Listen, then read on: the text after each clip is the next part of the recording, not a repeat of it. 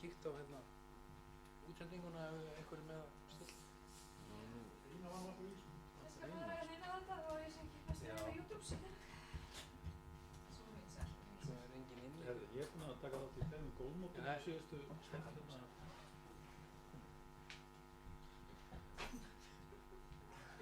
Ég ekki bara Þú getur líka nota tækifærið og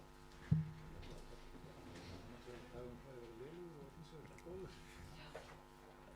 ekki seinni bara svona í.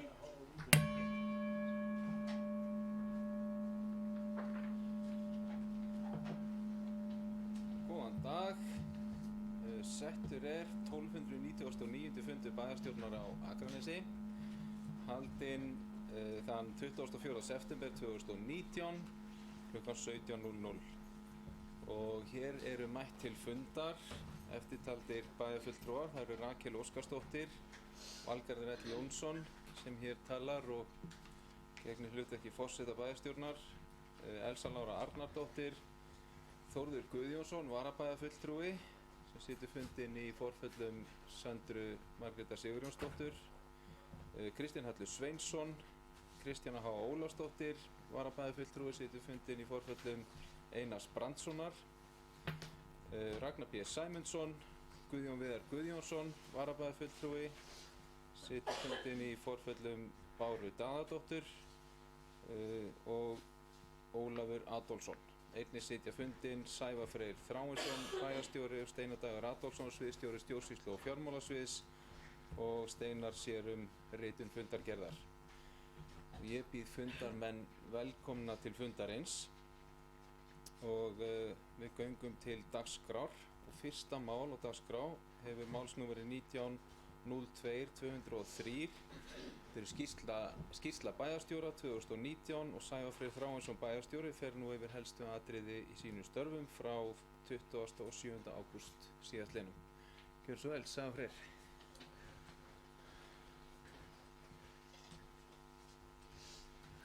Forseti ágætu bæjarfulltrúar, í dag flyt ég skýrslu bæjarstjóra eins og kom fram fyrir tímabili 28. ágúst til 24. september 2019. Ef við byrja á atvinnu og ferðamálum, þá hefur ýmislegt drifið á daga mína síðustu vikurnar. Síðustu vikur hafa farið í undirbúning móttöku hugsanlegra fjárfesta uppbyggingu gagnavers á Akranesi, líkt og ég sagði ykkur frá í lok ágúst. Við sömdum við ráðgjafa fyrirtæki FDI Center sem staðsettur í Berlín, og í fyrramálið eigum við von á hópum, ráðgjafa sem að kemur hér í samstarfi við Landsvirkjun. Munum við fara yfir það allra helsta sem Akranes hefur að bjóða upp á, samhliða því að fara yfir verkþætti sem tengjast ákvörðun val á staðsetningu gagnavers. Við höfum verið að leita til helstu svona máttarstólpa þeirra sem eru að huga að innviðum hér á landi, og erum búin að undirbúa að mínu mati gríðarlega öfluga og góða kynningu sem að mun draga vel fram styrkleika þess að geta byggt upp gagnaver sem getur stuðlað að töluverðið atvinnu, þróun og uppbyggingu verði það veruleika hér á Akranesi. Fyrstu fundur starfshóps Spöl 2.0 var haldinn 13. september síðastliðnum. Í starfshópnum er Elsa Lára bæjarfulltrúi, Ólafur Adolfsson bæjarfulltrúi, Gísli Gíslason hafnarstjóri á Faxaflóðum, Anna Kristjánsdóttir framkvæmdastjóri Spalar og Ingi Ingason stjórnarformaður Computer Vision, og er ég bæjarstjórinn og Sædís Aðalsíða verkefnastjóri hér á bæjarskrifstofunni þessum hóp innan handar. Fyrstu fundur fóru vel á stað og er fyrirhugað að halda áfram núna í vikunni. Bæjarráð samþykkti svo auka opnun á Guðlugu í vetur sem mæltist vel fyrir hjá bæjarbúum eftir að þeir höfðu látið í ljós óánægju með hversu mikil samdráttur hafði verið á opnun frá sumartímanum. Og opnunin verður nú helgar frá 10 til 6, laugardaga og sunnudaga, og þá er einnig opið miðvikudaga og föstudaga frá 4 til 8. Og vinna er hafin með starfsmönnum kaupstaðarins og ráðgjafa okkar að framtíðarfyrirkomulagi Guðlugar, meira það síðar. Bæjarráð samþykkti í lok ágúst að framlengja samninginn við núverandi rekstraraðila tjaldsvæðis í Kalmansvík, en samkvæmt heimildum samningsins er hægt að framlengja samningin í 1 ár í senn, 2 sinnum. Ásta á tjaldsvæðinu hefur staðið sig með prýði í sumar og fer gott orðspor á svæðinu. Mitt sumar komu síðan ný salerni á svæðið. Áskorun bæjarstjórnar Akraness og sveitarstjórnar Hvalfjarðarsveitar alvarlegt ástand í atvinnumálum á Grundartanga var tekið fyrir og átti sinn sess í mánuðinum. Haldið var sameiginlegur fundur með allri sveitarstjórn Hvalfjarðarsveitar, fundað var með Landsvirkjun og sveitarstjórn Hvalfjarðarsveitar og að lokum þingmönnum Norðvesturkjördæmis. Þetta var mjög fróðlegt og áhugavert allt saman, en hluti þess vanda sem þarna liggur í ytri aðstæðum á mörkuðum sem fyrirtækin á Grundartanga vinna á og sömuleiðis þeim aðstæðum sem eru uppi í orkumálum í dag, en þar skortur á hreinlega að það sé einhver orkustefna til staðar í landinu. Mikilvægt að vinna við þessa orkustefnu sem styður við sjálfbærni sveitarfélaga, það sem þar af leiðandi stuðli að því að starfsumhverfi verði lífvænlegt fyrir fyrirtæki sem að hér starfa. Áhugavert verður að sjá hvort að það góða útspil Þórdísar Kolbrúnar ráðherra á fundinu með þingmönnum skili því sem felur í sér að óháð erlent ráðgjafafyrirtæki verði til þess að meta eða fengi til að meta samkeppnishæfni Íslands í orkufrekum iðnaði, hvort að það muni skila góðri niðurstöðu til framtíðar. Flýta þarf þeirri vinnu eins og kostur og við þurfum að fylgja því eftir vel við ráðherra. Jafnframt eru tækifæri fólkin í því hversu gríðarleg tækifæri í þróun fjölnýtingarklassas á Grundartanga og verðum við að þrýsta verulega á þau tækifæri nýtt á næstu misserum og var ánægjulegt að vita að ráðherra var tilbúinn að veita okkur lið í að vinna það mál áfram.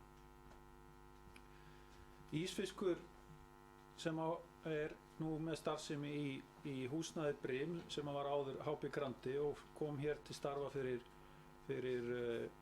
þegar að HB Grandi flutti héðan, hefur ekki aftur hafið starfsemi eftir sumarleyfi og hef ég töluverðar áhyggjur af því og nokkur undirbúningur hefur farið í það að styðja við félagið að það fái langtíma fjármögnun hjá Byggðastofnun og vona ég að á næstu vikun muni skýrast hvernig það mál fer því að þar eru töluvert mörg störf í húfi.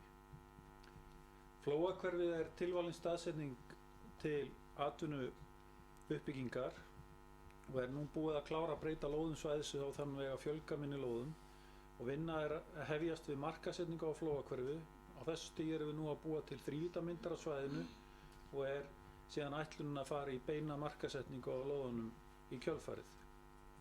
Vinnustofa var haldin nýlega í Borgarnesi atvinnumál á Vesturlandi. Mjög vel heppnuð vinnustofa frétti ég af. Ég náði ekki að fara sjálfur en sendi fulltrúa í minn stað, en einnig voru bæjarfulltrúi Ólafur Adolfsson og Rakel Óskarsdóttir, fulltrúi bæjarstjórnar og atvinnulífs á staðnum.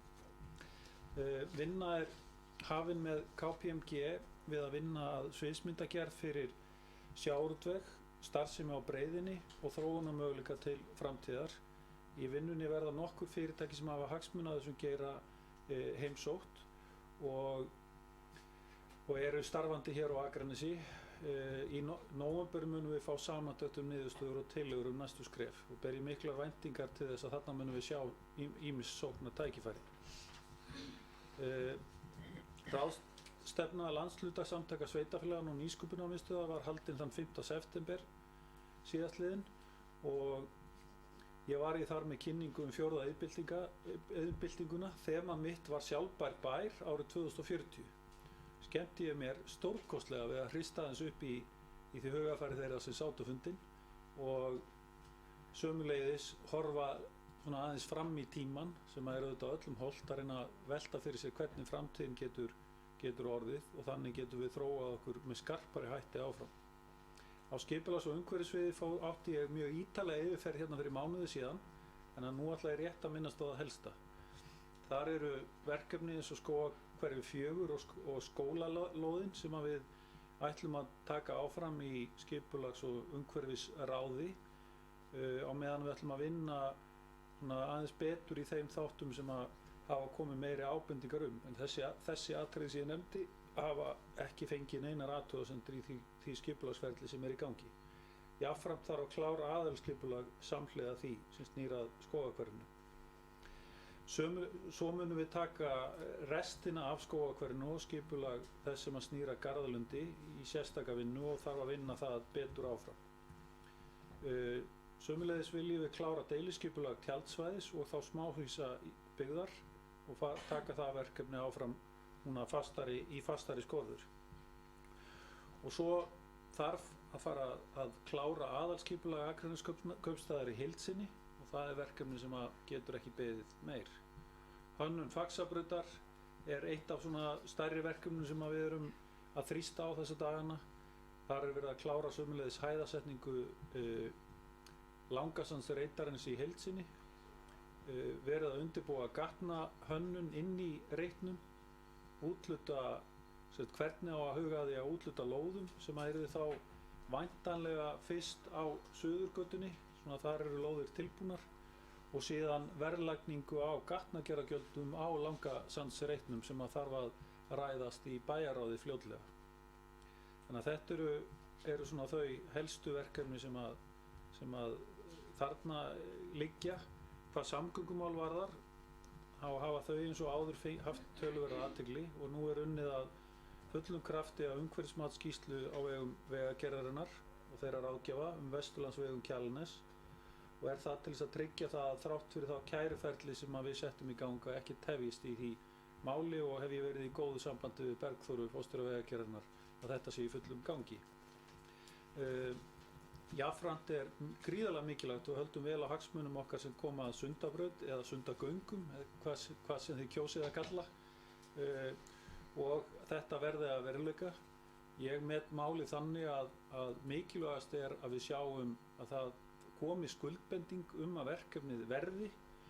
Ég held að sé ekki aðalatriði í bili að við tökum afstöðu til þess hvor kosturinn bestur. Ég held að það bara liggja vel yfir þeim greiningum og fá niðurstöðu í það, en auðvitað þarf að tryggja það að verkefni verði arðbært og fyrst og fremst að verða veruleika. Það mikið hagsmunamál fyrir okkur. Það verður mjög áhugavert að sjá hvernig þessu máli vindur fram og þá segi ég næstu vikur en ekki síður næstu mánuði. Í skóla- og frístundamálum þá dagskrá íbúaþingsins lærdómssamfélagið Akranes framundan. Dagskráin lítur vel út en þingi verður haldið 2. október næstkomandi í húsakynnum Fjölbrautaskólans á Akranesi. Nokkrir fyrirlesar koma í upphafi þingsins og síðan verða málstofur sem þátttakendur skrá sig í fyrirfram. Að loknum málstofum verða umræður á borðum og verður jafnframt boðið upp á súpu og brauð. Fundarstjóri Ársæll Már Arnarsson, prófessor á Menntasviði Háskóla Íslands og það hægt að skrá sig á heimasíðu Akraneskaupstaðar og ég hvet alla sem að hlusta á að skrá sig til þáttöku af því ég veit að allir hér í bæjarþingsalnum ætla að mæta. Eða ég treysti á það. En já, síðan líka skemmtilegt að horfa á myndböndin sem voru gerð í aðdraganda þingsins. Þau eru að finna bæði á heimasíðu kaupstaðarins og á Facebook viðburðunum sem við verðum stofnað til þessu tilefni.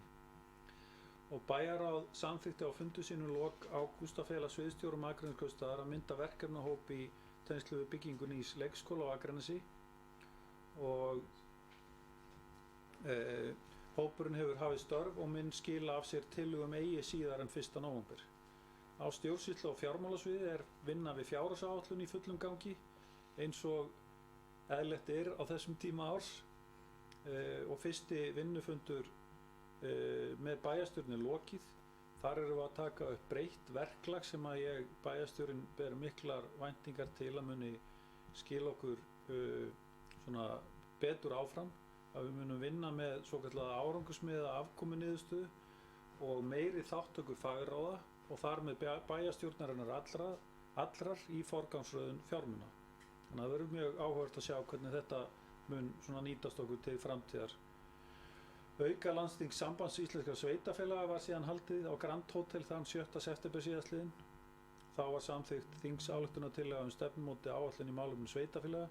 Í tillögunni gert ráð fyrir veglegum fjárhagslegum stuðningi jöfnunarsjóð sveitarfélaga við sameiningu sveitarfélaga og því mikilvægt að ríkissjóður veiti sérstök fjárframlög til sjóðsins til að fjármagna þann stuðning.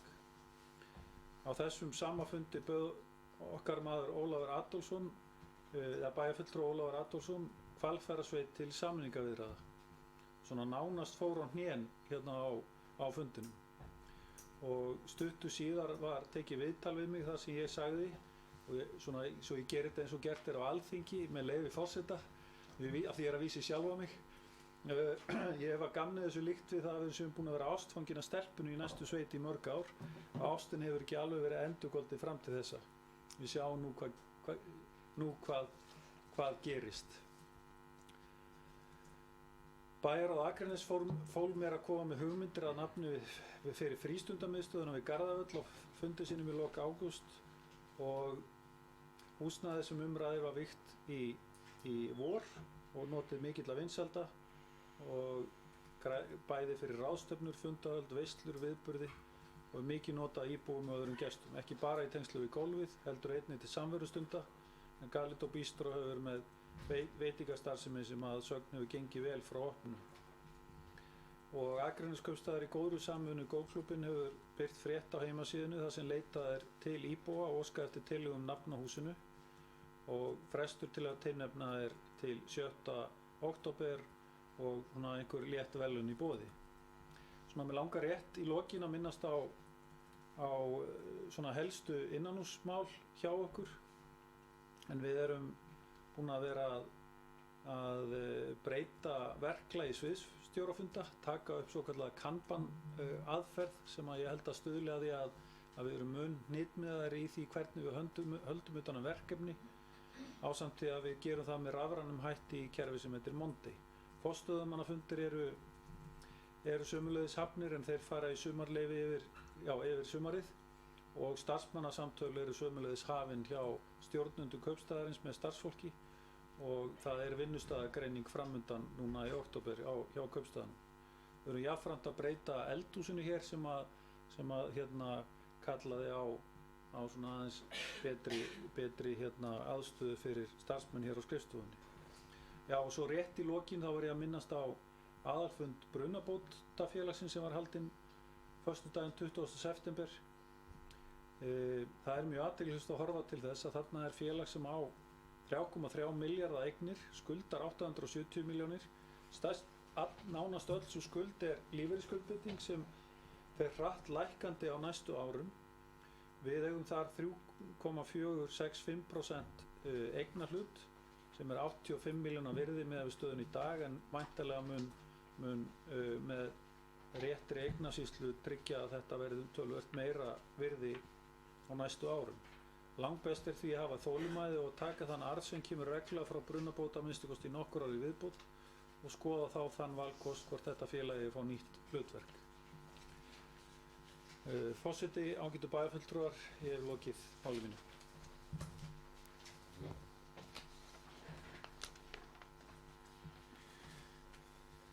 Takk fyrir, bæjarstjóri Sævar Freyr. Orðið er laust skýrslu bæjarstjóra. Einhverjir bæjarfulltrúar vilja tjá sig. Það er bæjarfulltrúa Elsa Lára Arnardóttir. Gjörðu svo vel.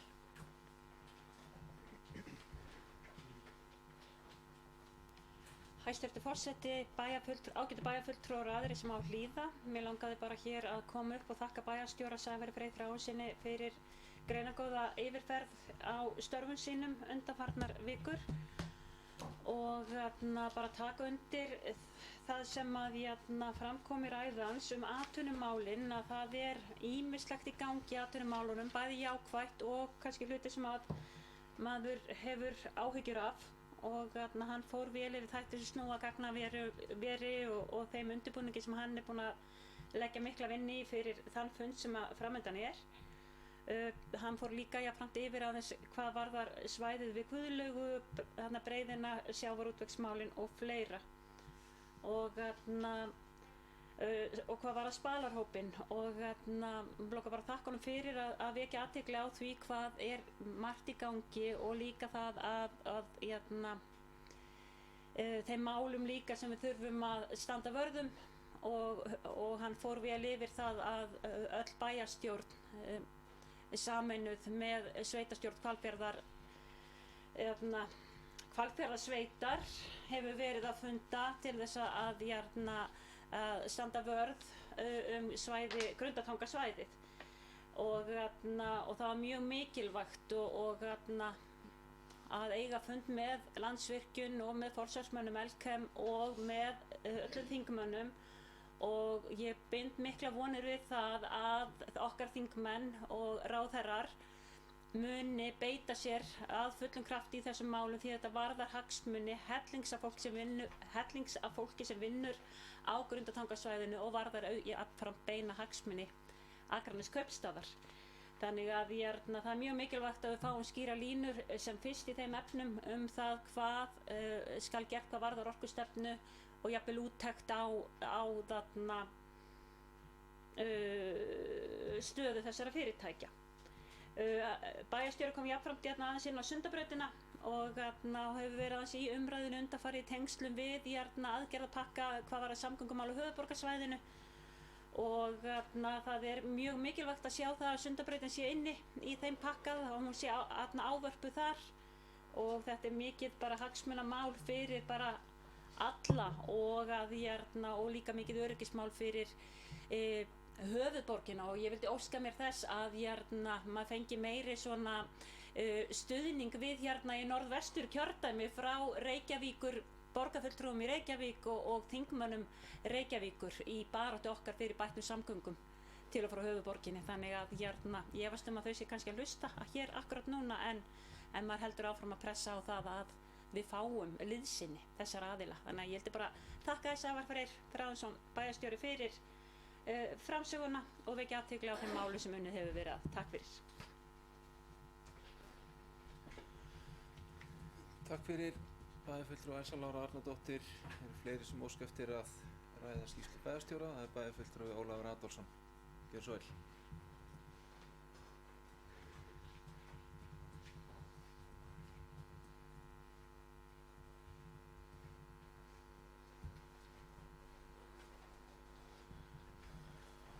Herra forseti, ágætu bæjarfulltrúar. Ég ætla að taka undir með formanni bæjarráðs varðandi bæjarstjórinn okkar. Það er auðvitað alltaf þannig þegar hann flytur hennar pistil að maður veltir fyrir sig hvað eru margir klukkutímar í sólarhringinu hjá honum og ég verð að segja það að það er eiginlega alveg ótrúlegt hvað bæjarstjórinn okkar er duglegur í því að halda mörgum boltum á lofti í einu.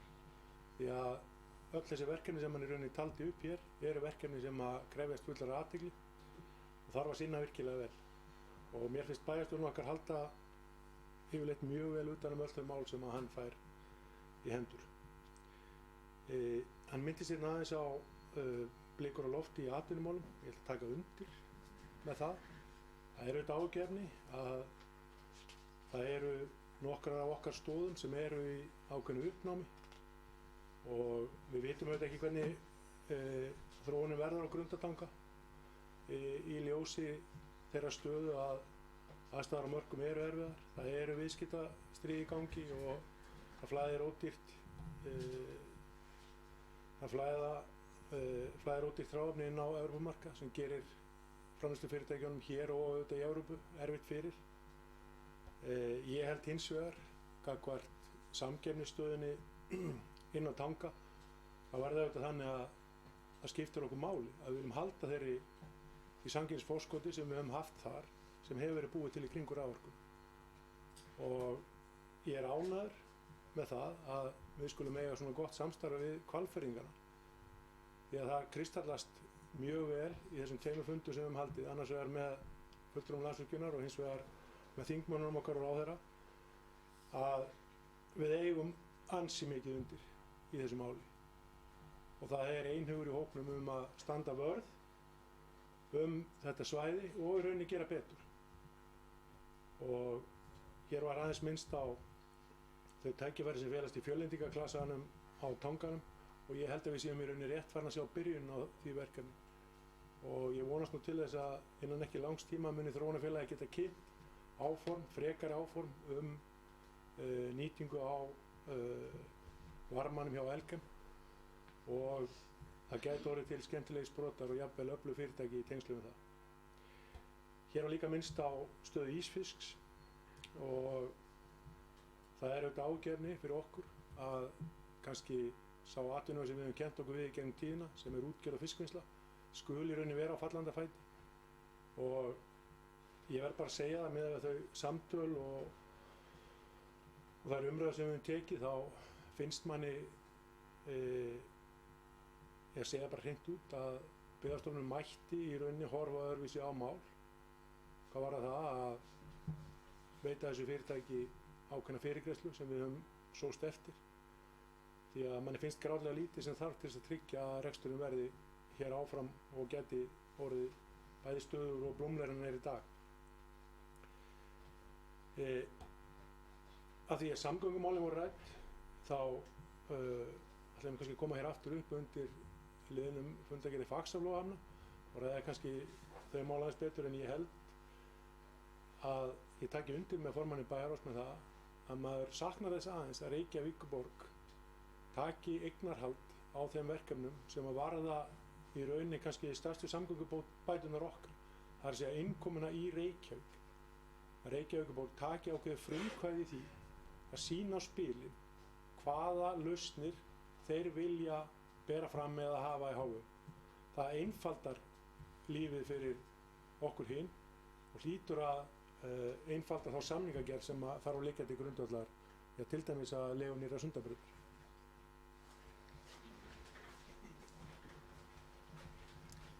Takk fyrir, bæjarfulltrúi Ólafur Adolfsson. Eru fleiri sem óska eftir að taka til máls undir liðinu skýrslu bæjarstjóra? Svo er ekki og er þar með skýrsla bæjarstjóra lögð fram.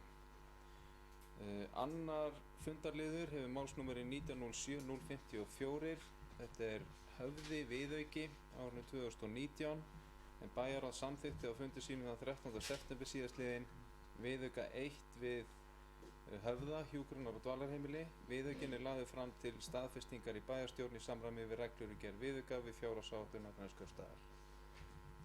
Og orðið er laust og það er bæjarfulltrúi Elsa Lára Arnardóttir. Gjörðu svo vel. Forseti, ágætu bæjarfulltrúar og aðrir sem á hlýða. Og já, við erum að ræða hér viðauka númer 1 á þessu ári frá Höfða hjúkrunar- og dvalarheimili. Og eins og forseti kom inn á þá var hann samþykktur á fundi bæjarráðs þann 12. september síðastliðinn og viðaukinn felur í sér aukin rekstrarútgjöld í B-hluta samstæðu Akraneskaupstað að fjárhæð 15,3 milljónir króna sem er mætt með samsvarandi lækkun á handbæru fé en það var gert ráð fyrir rekstrarniðurstaða ársins er í jákvæðum 3,4 milljónir en samkvæmt fyrsta viðauka ársins er hún neikvæð upp á 11,9 milljónir króna. Það sem skýrir meðal annars þessa niðurstöðu eru að laun og launatengd gjöld hækka umfram það sem gert ráð fyrir í fjárhagsáætlun og einnig er hækkun upp á 7,6 milljónir sem eru vegna afleysinga hjúkrunarforstjóra. Það er hækkun á launaliðum til að mæta lífeyrisgreiðslum, rekstrakostnaður Höfða hækka meðal annars vegna kaupa vinnufatnaði, kaupa þjónustu, vegna útvistunar á bókhaldi og ég verð bara að segja hér að auðvitað vissulega er þessi niðurstaða engin óskastaða, niðurstaða þessa viðauka. En það hafa margir samverandi þættir áhrif á þessa niðurstöðu að þetta kemur svona út núna sem við erum að tala um, aukning á launaliðum, afleysingar, hjúkrunarforstjóra, rekstrarþættir, útvistun á bókhaldinu og annað sem ég ræddi hér áðan og það að líka að staðan er bara Höfði og heimilum sem Höfða er þarna sniðinn mjög þröngur stakkur, ef maður getur orðað það orðalag í gegnum fjárlög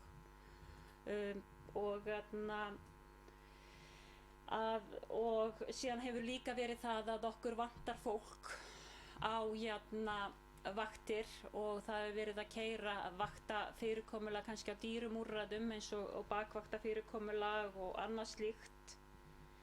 En það er unnið hörðum höndum að því inn á Höfða að leysa úr þessum málum og í gær þá var gengið frá ráðningu á nýjum hjúkrunarforstjóra Ólínu Ingibjörgu Gunnarsdóttur og ég óska henni til hamingju með stöðuna, óska henni velfarnaðar í störfum.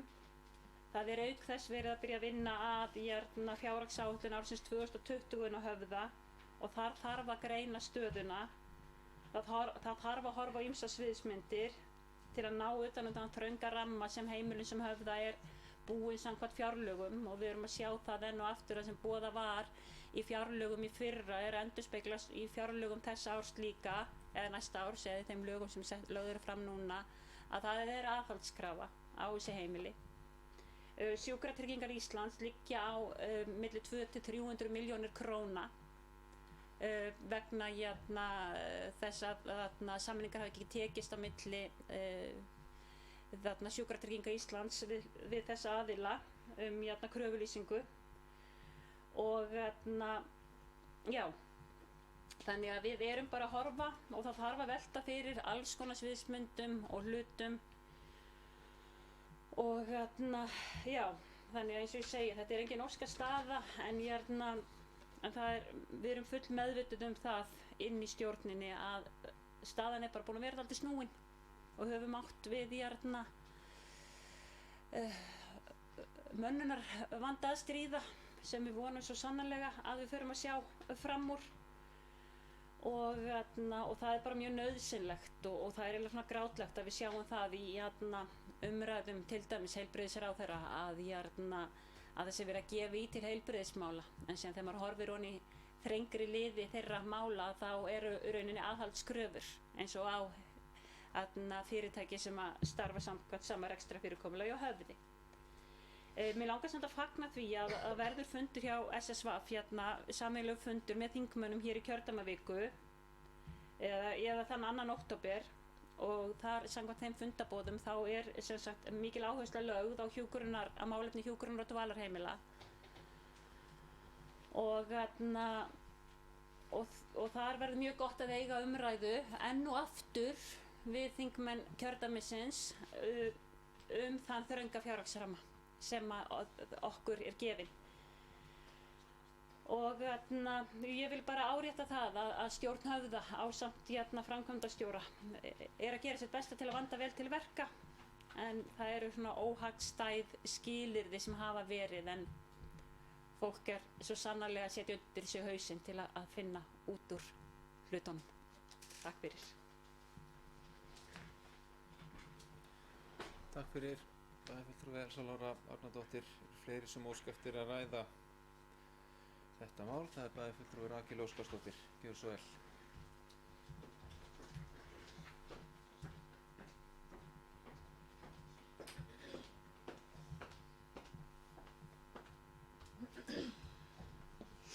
Forseti, ágætu bæjarfulltrúar og aðrir sem okkur líða. Ég ætla að taka undir orð Elsu Láru Árnadóttur, formanns Bæjarráðs og formanns stjórnar Höfða að þetta eru vissulega mikil vonbrigði en á síðasta kjörtímabili náðum við fram gríðarlegri rekstrarhagræðingu fram og ég ætla að vona að þetta sé nú ekki vísirinn af einhverju frekar erfiðleikum í rekstri en ég ætla ekki að endurtaka það sem fór hér fram. Þetta voru vissulega þættir sem erfitt var að ráða við og því var lýst hér ágætlega áðan en þá spyrir maður sig, það var nefnt hér mannekla, það erfitt að fá fólk og þurfti að ráða í nýjar stöður og ætla ég að nota tækifæri og óska Ólínu Ingibjörgu innlega til hamingju með starfið og gangi henni vel í því, þetta krefjandi starf. Men þá kannski framhald af þessu það verið að tala að fjárhagsáætlunin framundan, sviðsmyndagreining, kannski koma frekar inn á það í fundargerð Bæjarráðs þar sem að fylgja því máli eftir en ég vona bara að við náum að vinna vel með máli svo við vitnum í hitt máli sem að sviðsmyndagreiningin þá var það rætt síðast í febrúar svo hefur fennt verulega yfir það þannig ég ætla nú bara að hvetja okkur að vinna þetta og kannski taka ákvarðanir og ekki vinna í skorpum og sitja ofan í skúffu og halda svo áfram með máli 6 mánuðum seinna. Takk.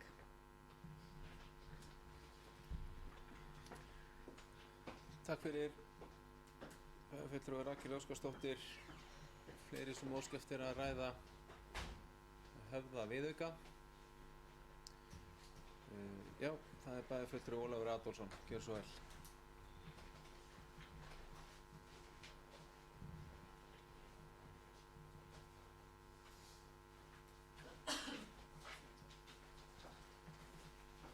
Já, herra forseti, ágætu bæjarfulltrúar. Bara rétt til aðeins til að bæta við þá og kannski spyrja örfára spurninga þá er nú þannig að maður rifjar upp viðureignina við ríkið í tengslum við þær tekjur sem að hjúkrunarheimilum eru skammtaðar. Það hefur verið gríðarlega erfið glíma og ríkið hefur haft einstakt lag á því að tefja það úr öllu hófi og líka reynt að sundra sameiningu þessara félagasamtaka sem að hafa staðið að þessum rekstri. Þá annars vegar sjálfstæða hjúkrunarheimilin og hins vegar við sem að rekum hjúkrunarheimili sem eru á ábyrgð sveitarfélagana. Og ég held að það sé mikilvægt að við brennum okkur ekki af því aftur, að sýna ekki fulla samstöðu. En mig langar kannski til að vita hvort að það sé komið fram einhver áætlun það eða viðbrögð við því að þessi aðhaldskrafa er komin fram svo sterk sem hún er. Og svo langar mig líka til að spyrja þessi biðrými sem að við höfum enn til boða á Höfða, en ef ég skil þetta rétt þá verður væntanlega ekki til reiðu nema fram kannski mitt næsta ár eða eitthvað slíkt. Og hvort að við munum þá ekki reyna að fylgja því eftir við heilbrigðisráðherra og kannski fjármálaráðherra að þetta verði að varanlegum.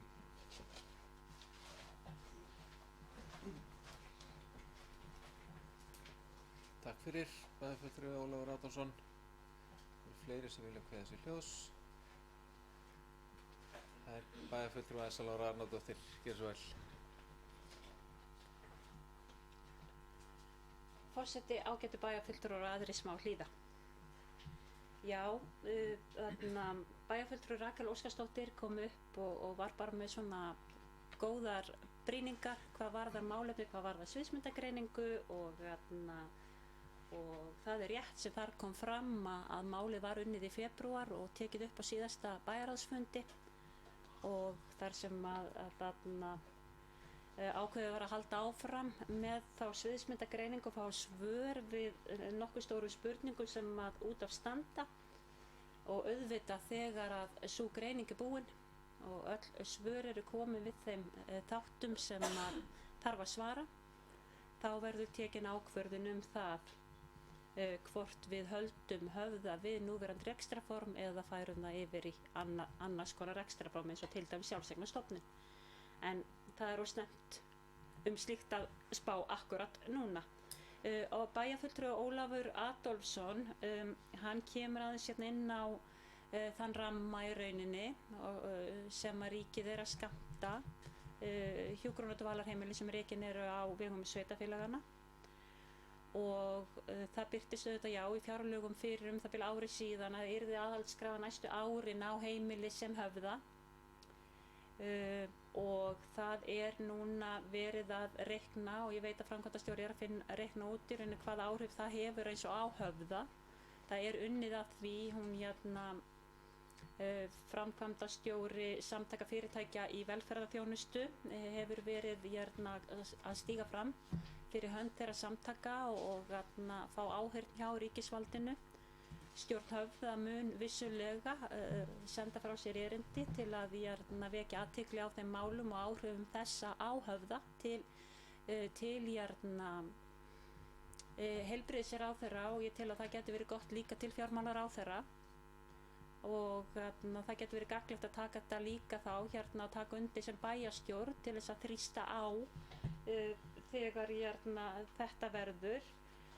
Biðrýmin eru á Höfða gert ráð fyrir þeim fram í apríl á næsta ári þannig að verði þau ekki gerð varanleg þá þýðir það minnkun á tekjum fyrir heimilið og þar með þarf að draga seglin saman. En það mun svo sannarlega verða pressað á það og verða undirbúið það jafnframt að fá skýr svör við því hvort þau verði gerða varanlegum rýmum eða ekki. Við höfum alltaf fengið framlengingu á þessum rýmum svona og lengsta framlengingin var held ég ég þorði nú kannski ekki að fara með það, en við fengum alltaf ágætis framlengingu á þeim núna síðast. En ástæðan fyrir því og svör ráðuneytisins fyrir því að við fáum ekki gerða varanlegum rýmum eins og er svo að við heilbrigðisumdæmið sé svo vel statt, sem auðvitað bara ósanngjarnt að bera Akranes og þá þörf að hér eru 65% íbúa. Hér og á Borgarnesi eru 65% íbúa þessa heilbrigðisumdæmis á meðan við erum bara með 50% rýma. Og það þýðir ekki fyrir ríkisvaldið að bera okkur saman við þetta heilbrigðisumdæmi í heild sinni þegar að í öðru orðin erum við borið saman við Reykjavík og atvinnusvæði þar. Þannig að það þarf kannski að fara að taka ákvörðun þar megin hvar þau ætla að staðsetja okkur. Þannig að þetta allt þættir. Biðrýmin skipta gríðarlega miklu máli hvað varðar tekju fyrir höfða og stjórn höfða mun beita sér svo sannarlega í þessum málum og ég held að veri gott að við myndum fylgja því eftir hér í bæjarstjórn þegar að því kemur og það byrjaður undirbúningur fyrir þetta. Takk.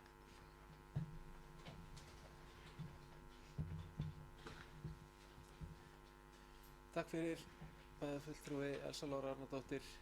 Eru fleiri sem óska eftir að taka til máls? Það bæjarfulltrúi Guðjón Viðar Guðjónsson. Gjörðu svo vel.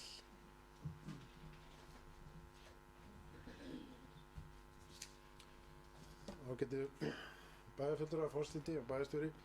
Ég hefði hjá þér áðan að það er verið svona minnast á annað rekstrarform, þá sjálfseignarstofnun.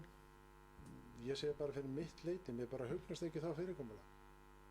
Bara til þess að halda uppi góðu þjónustustigi, við vitum hvað vantar, það vantar bara meiri peninga í það og þeir þurfa að koma frá ríkisvaldinu. En ég segi bara fyrir mitt leyti vonandi ferum við aldrei út í það að gera þetta sjálfseignarstofnun, bara til þess að halda upp í þjónustustiginu, reyna að halda því háu. Ég óttast að það muni fara niður á við. Þetta er sjálfseignarstofnun, við höfum bara dæmi fyrir því. En þetta, við vitum hvað þarf að gera. Það er bara að fá meiri peninga inn í stofnunina. Ég veit að það er mikið álag hérna, maður þekkir fólk, ég var hérna reglulega í mörg ár og veit hvernig fólkið þarf að leggja á sig og það er bara frábært starfsfólk hérna, búið að vera lengi. Við reynum bara að halda því og þannig er það bara. Takk fyrir. Takk fyrir bæjarfulltrúi Guðjón Viðar Guðjónsson og bæjarfulltrúi Ólafur Adolfsson. Næstur á mælendaskrá, gjörðu svo vel.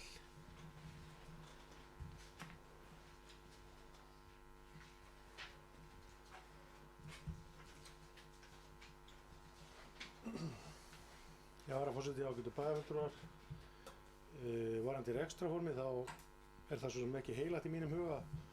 Ég held í rauninni að við getum fundið hvort heldur er vel einkarekin eða rekið á sjálfseignarstofnunum, hjúkrunarheimili sem er rekin á sjálfseignarstofnunum og líka hjúkrunarheimili sem eru ágætlega rekin og eru hjá sveitarfélögunum, jafnvel hjá ríkinu. Það er eins og auðvitað þannig að stærðarhagkvæmnin getur skipt töluverðu máli í þessu og við sjáum að þau fyrirtæki sem allavega mínum mati hafa verið einna best rekin í þessu og hefum búið skoðað nokkur, þau eru undantekningarlaust sjálfseignarstofnanir. Ríkið hefur hins vegar ágætis lag á því að fela lífeyrisgreiðslur, þannig að það kom aldrei fram í reikningum þeirra félaga og það er athyglisvert. En það er svona kannski ekki umræðefni í dag. Mér langar til að minnast á eitt, fyrst að við erum í rauninni með framlengingu fram í apríl, þá velti ég fyrir mér hvað ætlar ríkið að gera varðandi E-deildina. Megum við búast við einhverju svipuðu þar, erum við þá að gera fyrir að loka E-deildina aftur eða verður eitthvað í boði hálfu ríkisins, þannig að við getum virkjað þá deild. Hún hefur reynda nýst ágætlega að mér skilst til kvikmyndagerðar, en það ekki bransi sem við getum endilega stóla á þessu og viljum held ég gjarnan hafa þetta eitthvað heilbrigðistengt.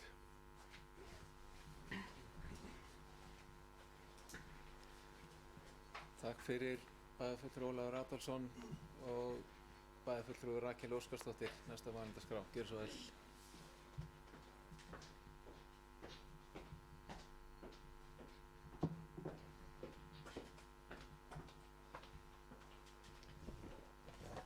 Forseti, ágætu bæjarfulltrúar. Ég langar aðeins að ræða þetta frekar varðandi það sem að bæjarfulltrúi Guðjón Viðar nefnir hér.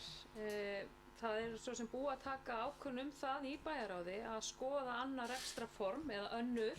Það þarf ekki að vera eitt, það getur verið fleiri en það. Að búið að taka ákvörðun það og ég vona að allir flokkar standi við það. Og vona það líka að allir bæjarfulltrúar geti sest að borðinu og skoða þetta gaumgæfilega og kosta og galla hvers form staðinn fyrir að vera búin að ákveða hér og nú að þetta sé slæmt eða hitt sé betra. Þannig að markmiðið með svona vinnu að kafa djúpt og skoða vel. Og við höfum mörg dæmi eins og bæjarfulltrúi Ólafur Adolfsson nefnir hér velrekin hjúkrunarheimili í sjálfseignarforminu. Og það til dæmis bara Brákarhlíð í næsta sveitarfélagi. Þannig að ég ætla bara að hvetja okkur og brýna okkur að skoða þetta verkefni með opnum hug og vera kannski ekki búin að mynda okkur skoðanir fyrirfram þar sem að þetta vinna sem að vonandi stendur yfir svona næstu 3 mánuðina eða svo. Þegar ég glemdi kannski aðeins áðan að nefna að því að þetta mál sem að ræðir þessi viðauki kom fyrir í bæjarráði í tvígang og bara svo ég útskýri mitt mál aðeins að þá sat ég hjá í þessu máli í fyrri afgreiðslu þar sem að þetta var ekki rétt farið með og bókaði þar í rauninni og var ekki athugasemdir við vinnubrögðin en ég sjálfsögðu samþykki við þetta svo það komi skýrt frá.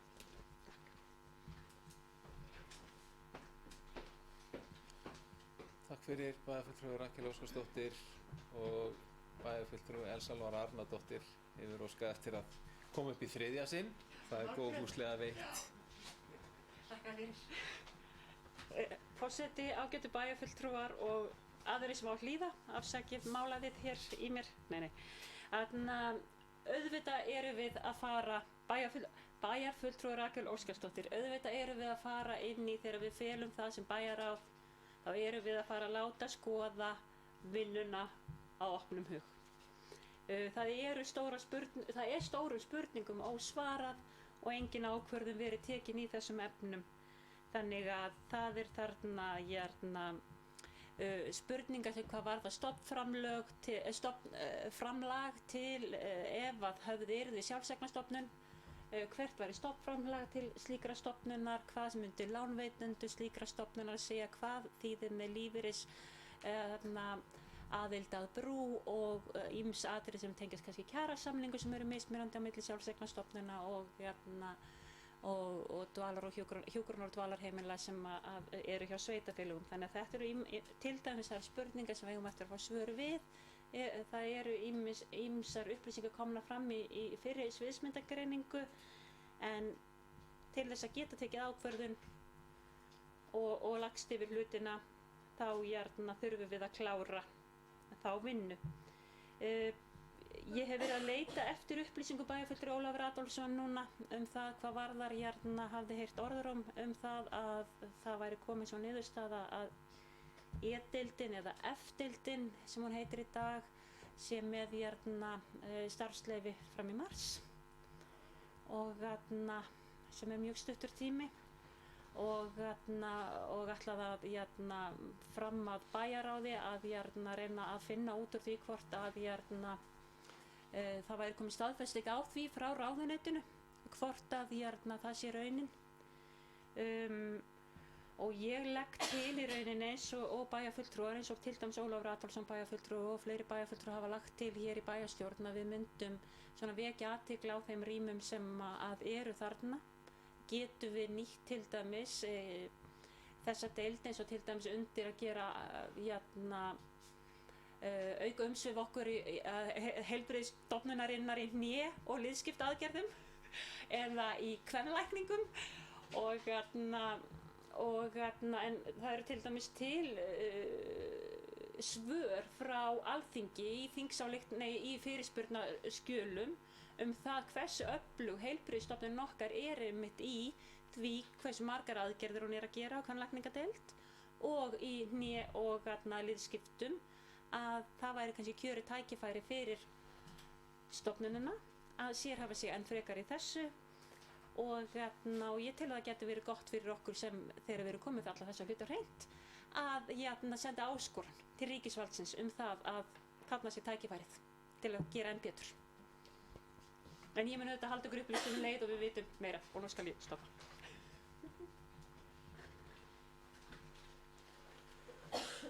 Takk fyrir bæjarfulltrúi Elsa Lára Arnardóttir og bæjarfulltrúi Kristinn Hallur Sveinsson. Næstur á mælendaskrá, gjörðu svo vel.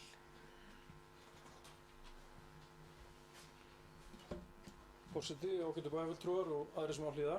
Ég ætla bara, auðvitað tökum við fullan þátt í því að athuga rekstrarform Höfða. Og þetta er náttúrulega ákvörðun sem bæjarráð búið að taka ákvörðun að gera og sjálfsögðu tökum við þátt í því að fullri alvöru.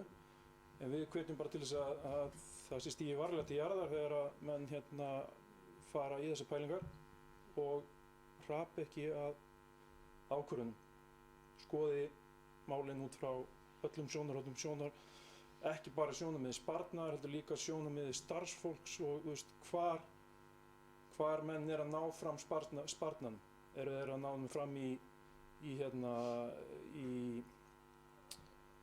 hvað maður segja, hagstæðir innkaupum að því eða stærra rekstrarform eða er þetta hugsanlega sparnaður í launakostnaði og minni munn.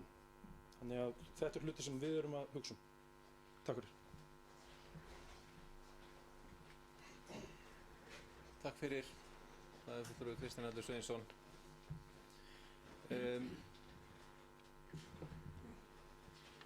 Ég ætla bara svona að hnykkja á því að við erum málið sem að liggur fyrir fundinum viðauki í fjárhagsáætlun.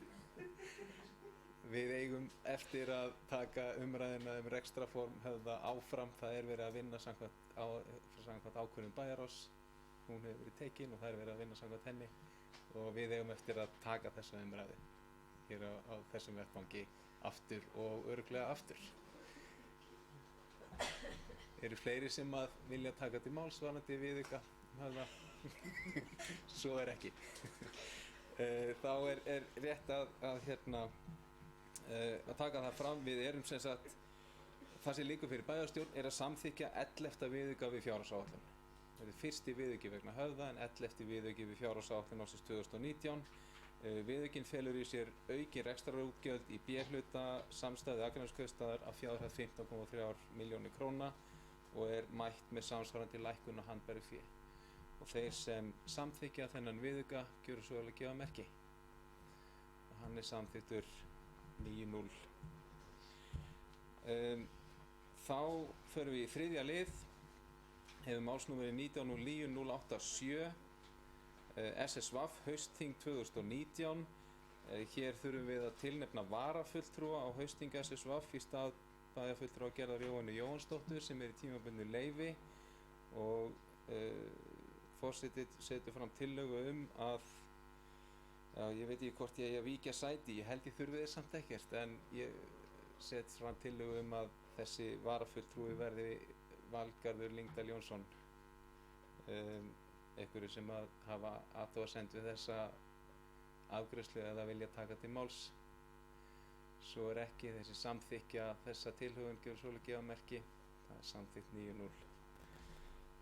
Þá förum við í fjórða mál á þessum fundi. Það málsnúmerið 19.09.102 innheimtumál.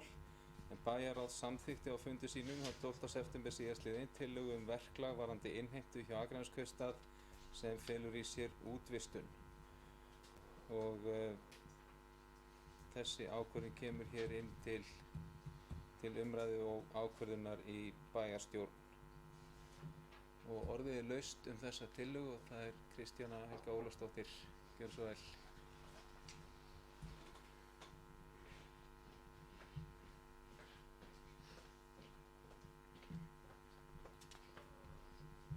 Forseti, ágætu bæjarfulltrúar og aðrir sem á hlýða.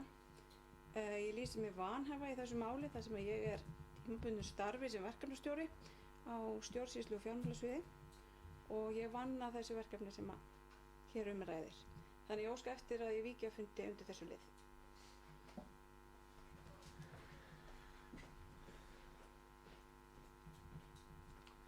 Takk fyrir, bæjarfulltrúi Kristjana Helga.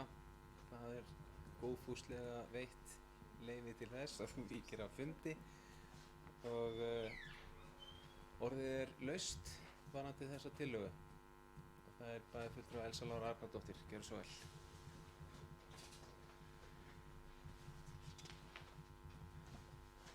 Forseti, ágætu bæjarfulltrúar og aðrir sem á hlýða og hér erum við með mál sem að bæjarráð samþykkt á fundi sínum þann 12. september. Og þetta er mál sem felur í sér tillögu bætt ferli og skýrara verklag varðandi innheimtu hjá Akraneskaupstað. Og eins og svona innlegg málsins felur í sér, þá felur tillagan í sér útvistun og innheimtumálum Akraneskaupstaðar en sem sagt endurskoðandi sveitarfélagsins gerði athugasemdir varðandi innheimtumál sveitarfélagsins og skort á ferlum og skýru verklagi. Og samkvæmt þessari afgreiðslu bæjarráðs þá er tillagan sú að gerður verði einn heildarsamningur við Motus og í þessu felst engin kostnaður fyrir Akraneskaupstað og allir ferlar verði gagnsæir. Öll ákvörðun innheimtu verður hjá Akraneskaupstað en Akraneskaupstað hefur verið með samning við Motus innheimtu fasteignagjalda frá 2012 og því var tillagan svo að ganga til samninga hvað varðar aðra innheimtu við sama fyrirtæki. Tillagan er svo öll innheimtuþjónustan verði útvistuð og innheimtuferli verði endurgert í samstarfi við þetta fyrirtæki Motus og innleiðing af þessu verkefni verður í höndu verkefnastjóra á stjórnsýslu og fjármálasviði. Þannig að svona meginstefið er svona jafnræði, gagnsætt ferli og skilvirkara. Engin kostnaður fyrir Akraneskaupstað.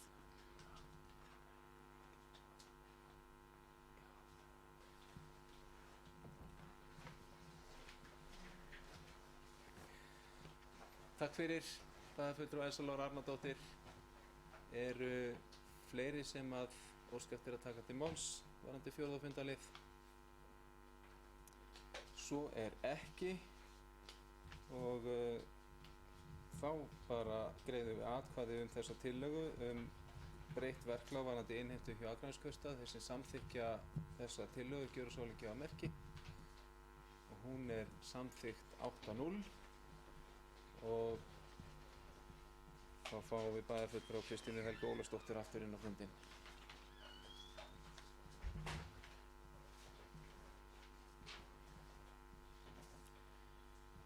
Og við förum í 5. fundarlið, hann hefur málsnúmeri 19.01.203 og hér er að ræða aðalskipulag Skógahverfi, breytingu á því.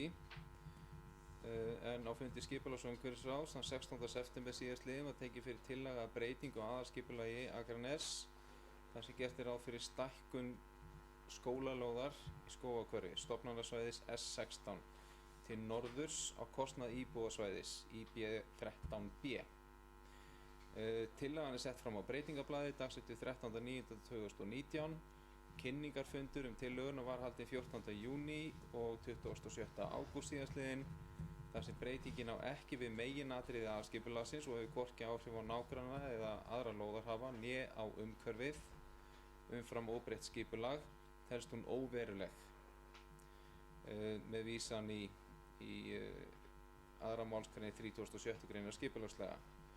Skipulags- og umhverfisráð leggur sem sagt til við bæjarstjórn að tillagan verði samþykkt og send skipulagsstofnun til staðfestingar og afgreiðsla bæjarstjórnar skal auglýst. Og orðið er laust þessa tillögu. Það er enginn sem kveður sig hljóðs Þá bara berum við þetta hér upp til atkvæðagreiðslu. Þeir sem samþykkja þessa breytingu á aðalskipulagi Akraness gjöra svo vel að gefa merki. Hún er samþykkt 9-0. Þá fyrir við í 7. fundarlið, hann við málsnúmeri 1906-112, deiliskipulag, skógahverfi, annar áfangi, breyting á skipulagsmörkum. En á fundi skipulags- og umhverfisráðs 12. september síðastliðinn var tekið fyrir tillaga breyting á deiliskipulagi. Það sem samþykkt var 17. apríl 2007. Þetta þarna er að ræða annan áfanga skógahverfis. Á breytingablaði 3, sem er dagsett 13.9.2019, er gert ráð fyrir að norðurhluti deiliskipulags annars áfanga skógahverfis verði felldur úr gildi. Mörk niðurfellingar eru norðan Akralundar 41, Fjólulundar 9-13 og Álfalundar 26. Unnið er að endurskoðun á deiliskipulagi svæðisins með breyttum skipulagsmörkum. Kynningafundur tillögurnar var haldið 14. júní og 27. ágúst síðastliðinn og skipulags- og umhverfisráð leggur til við bæjarstjórn að tillagan verði auglýst samkvæmt 1. málsgrein 43. greinar skipulagslaga nr. 123 frá árinu 2010. Og orðið er laust þessa tillögu. Það er bæjarfulltrúi Rakel Óskarsdóttir. Gjörðu svo vel.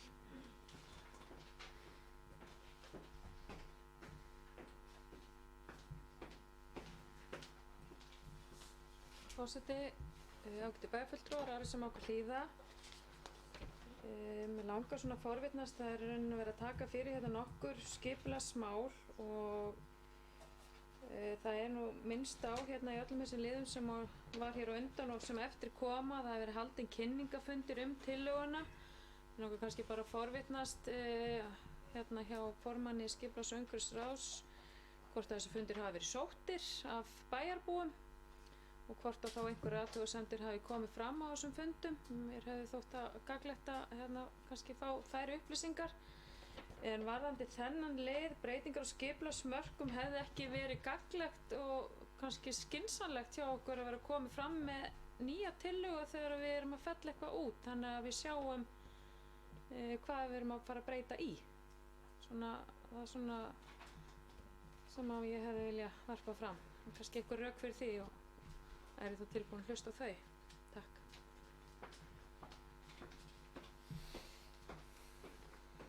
Takk fyrir, bæjarfulltrúi Rakel Óskarsdóttir. Það eru fleiri sem óska eftir að taka til máls. Það er bæjarfulltrúi Ragnar B. Sæmundsson. Gjörðu svo vel.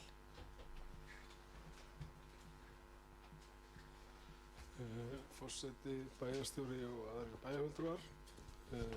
Bæjarfulltrúi Rakel Óskarsdóttir kom hér upp og spurði út í þessi skipulagsmál sem við erum og hvort að þessir kynningafundir hafi verið sóttir. Já, þeir voru mjög vel sóttir. Það hafi verið 30 mann sem komu og það sem við erum í raun og veru að gera með þessu, það er að mæta svolítið þeim ábendingum sem komu þar fram. Þar komu fram töluverð gagnrýni á skipulagi sem er áfangi 3A en hins vegar engar athugasemdir á skólalóð né skipulag sem fyrirhugað hérna meðfram þjóðbrautinni og það sem við erum í raun og veru núna að leggja til að við förum í það skipulag, förum í skólalóðina til að tefja hvorki uppbyggingu leikskóla né annarra mannvirkja þarna og gefum okkur svolítinn tíma í að vinna í 3A og skoða það betur og hvort það sé þá hægt að sætta frekar þau sjónarmið og þær gagnrýnisraddir sem hafa komið þar fram. Ég held að þetta sé bara mjög vönduð stjórnsýsla okkur og sé það rétt. Takk fyrir.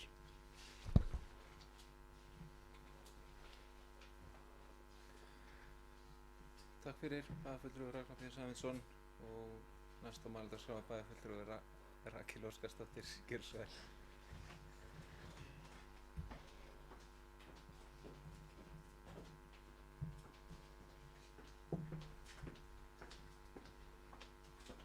Forseti, ágætu bæjarfulltrúar og aðrir sem á okkur hlýða. Þetta var gagnlegar upplýsingar en komst kannski ekki inn á svari varðandi skipulagsmörkin. En því að bæjarfulltrúi Einar Brandsson er ekki hér í dag, þá ætla ég nú að kalla eftir þessum fundi sem hann var búinn að biðja formann skipulags- og umhverfisráðs að halda kynningafund fyrir okkur þetta svæði 3A, þannig að við séum nú öll vel upplýst þegar það kemur til ákvörðunartöku hér og ítreka beiðni Einars Brandssonar.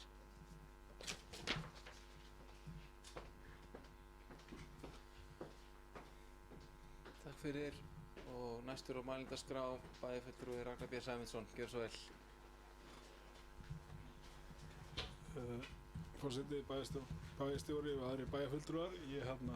Rakel kom hér aftur upp, bæjarfulltrúi Rakel Óskarsdóttir. Mér er fullt kunnugt þennan áhuga Einars og búinn að ræða þetta við hann og ég er alveg fyllilega á því að við þurfum að taka góðan fund þetta, en hins vegar fannst mér rétt kannski að við myndum vinna aðeins betur í þessum tillögum og aðeins betur í þessu áður við tækjum mér fundinn og held að það sé reyndar bara líklega til árangurs að við séum þá kannski að kynna þær hugmyndir sem við höfum og við erum búin að koma okkur niður á en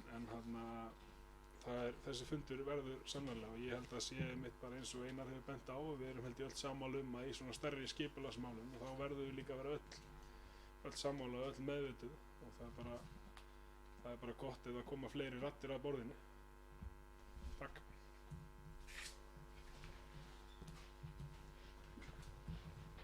Takk fyrir. Bæjarfulltrúi Ragnar B. Sæmundsson. Eru fleiri sem óska eftir að taka til máls? Varðandi 7. fundarlið. Svo er ekki. Og þá leggjum við fram til atkvæðagreiðslu þessa tillögu breyting á deiluskipulagi annars áfanga Skógarhverfis sem samþykkt var 17. apríl 2007. Gert er ráð fyrir að norðurhluti deiluskipulags annars áfanga Skógarhverfis verði felldur úr gildi. Mörk niðurfellingarinnar eru norðan Akralundar 41, Fjólulundar 9-13 og Álfalundar 26. Þeir sem samþykkja þessa breytingu gjöra svo ekki á merki. Það er samþykkt 9-0 og þá jafnframt er lagt hér fram að breytingartillagan verði auglýst samkvæmt 1. málsgrein 43. greinar skipulagslaga nr. 123 frá árinu 2010. Þeir sem samþykkja það gjöra svo ekki á merki. Það er einnig samþykkt 9-0.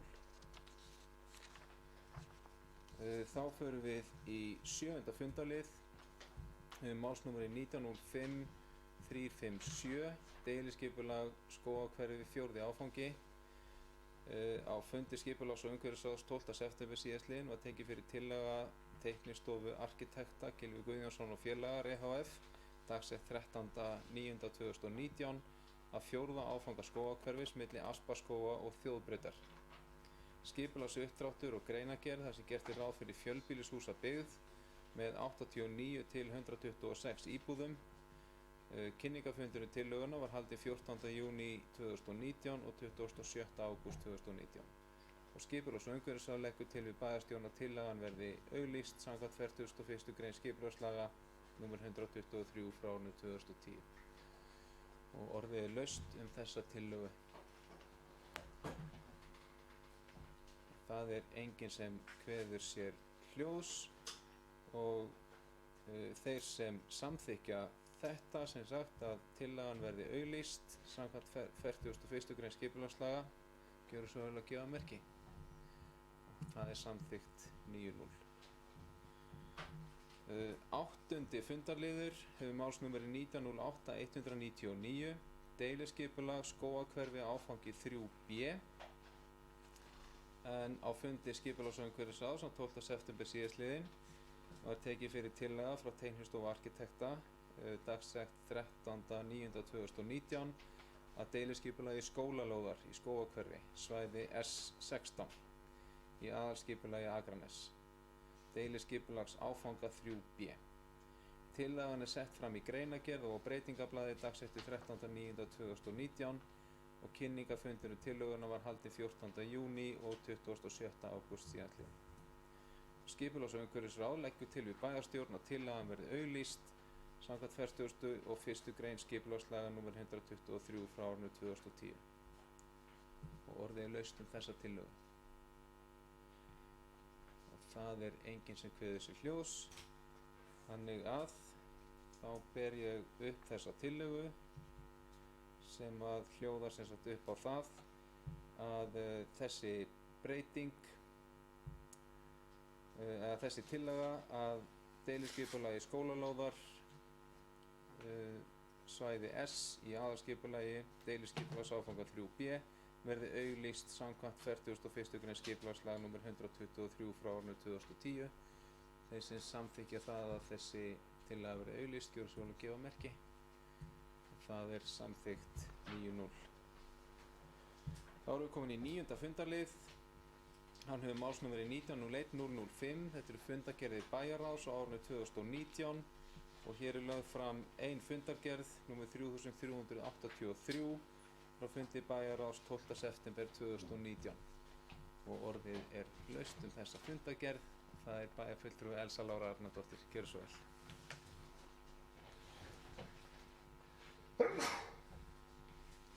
Forseti, ágætu bæjarfulltrúar og aðrir sem á hlýða. Ég ætla að fara hérna örstutt yfir þessa fundargerð bæjarráðs frá 12. september, fund nr. 3383. En þar var fyrsta mál á dagskrá, það var fjárhagsáætlun 2019 viðaukar og samkvæmt þeim verklagsreglum sem hafa verið samþykkt gerðu viðauka. Þá skal ársfjórðungslega taka þær afgreiðslur saman í viðauka og leggja fyrir bæjarráð. Allar afgreiðslur sem sagt viðauka og bæði þá viðauka sem hafa farið í gegnum bæjarráð og bæjarstjórn og einnig þá viðauka sem eru undir 2 milljónum króna. Og hér er bara að ræða ákvarðanir sem eru mörg og mikilvæg mál og það eru 143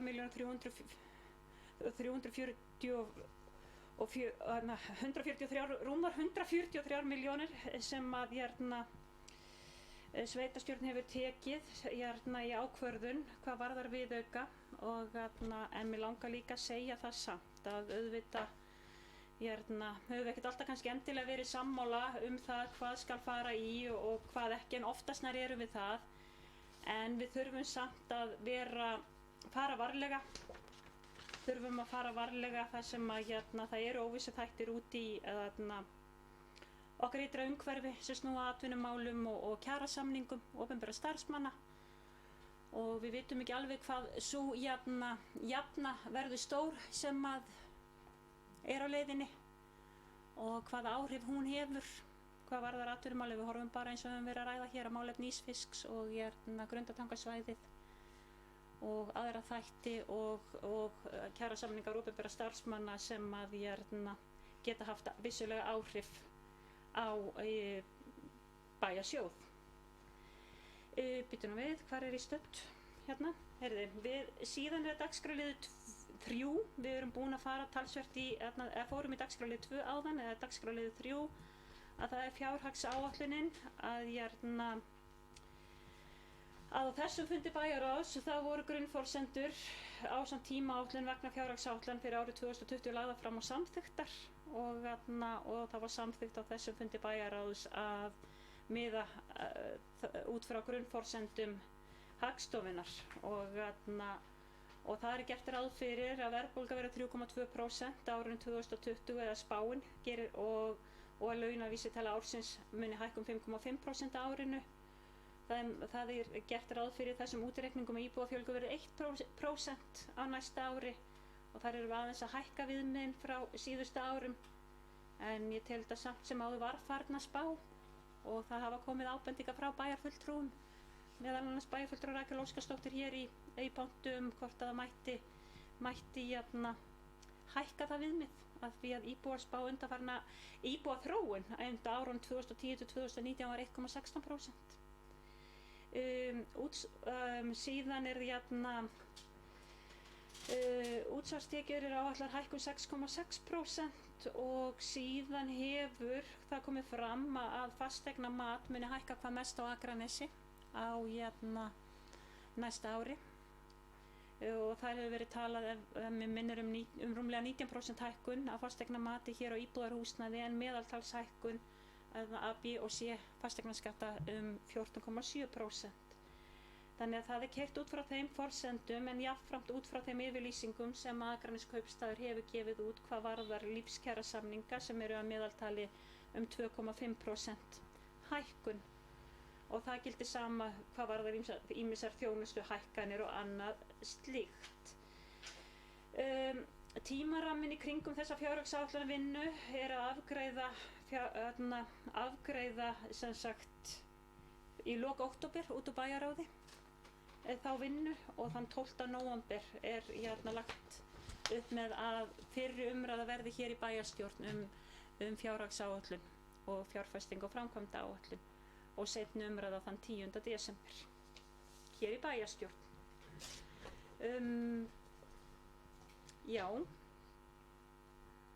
Það var farið vel yfir atvinnumálin bæjarstjóri fór vel yfir atvinnumálin og þau verkefni sem þar lúta að og voru til umræðu inn í bæjarráði sem voru dagskrárliður 5, dagskrárliður 6, höfði sviðsmyndagreining sem við ræddum svona aðeins yfir viðaukanum áðan og þannig ég farið aðeins inn á það og þessi sviðsmyndagreining hún fjallar bara hvort eigi að gera Höfða hjúkrunar- og dvalarheimili að sjálfseignarstofnun eða einhvers konar öðru rekstrarfyrirkomulagi en það er engin ákvörðun verið tekin í þeim efnum en fólk fyrir auðvitað með opnum huga inn í þetta eins og við ræddum áðan.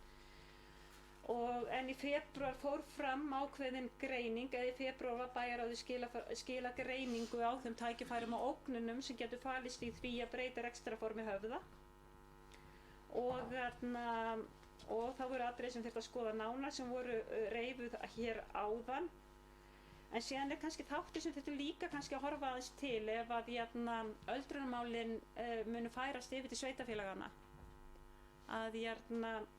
og það er bara eitt af því sem ég myndi líka vilja skoða í þessari vinnu að myndi það hafa einhver áhrif hvort þetta væri sjálfseignarstofnun eða hvort þetta væri á sveitarfélagunum og það er bara einn af þeim þáttur sem við skoðum með opnum huga en það við vitum auðvitað með fordæmi annars staðar að þessar stofnanir eru víða sem sjálfseignarstofnanir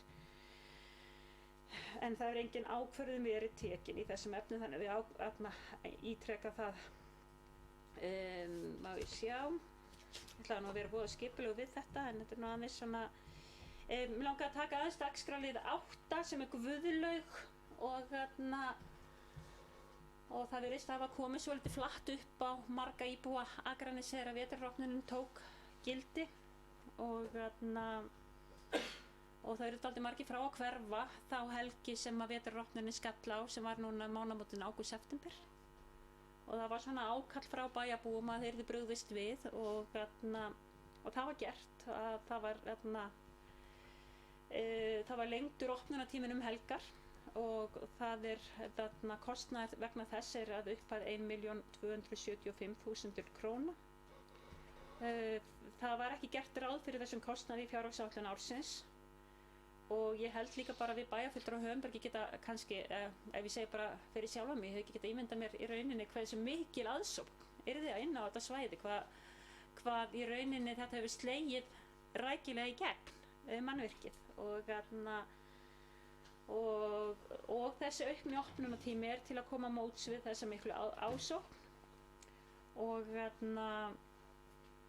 og síðan þurfum við bara að taka ákvörðun og ræða í fjárhagsvinnunni sem við erum í hvað við viljum gera til framtíðar, hvort við þurfum að rukka inn í hana eða hvernig það verður og hvernig við ætlum að koma móts við þau útgjöld sem við erum að setja í mannvirkið en það er alveg á hreinu að þetta mannvirki er að hafa áhrif á til dæmis við sjáum það að þegar ákvörðun var tekin aukningu á opnunartímum helgar að til dæmis kaffihúsið hjá Kæju ákvað að opna eða hafa opið á sunnudögum það hefur heyrst frá veitingastöðum og til dæmis bakaríinu að það hafi orðið þau fundið fyrir aukinni aðsókn þannig að þetta er að skila sér inn í samfélagi þannig að þrátt fyrir við höfum ekki gert ráð fyrir þessum kostnaði hvað var það Guðlaugur þá tel ég þetta sé mikilvægt að hafa brugðist við þessum opnunartíma núna á meðan við erum í því að markaðssetja Guðlaugu en frekar dagskrárliður númer 9 breyting opnunartíma íþróttamannvirkja hér er það lagt til að íþróttamiðstöðvar opni klukkan 6 á morgnana en ekki 6:15 eins og hefur verið á Jaðarsbökkum og í staðinn þá lokar Freksalurinn fyrr inn á Jaðarsbökkum.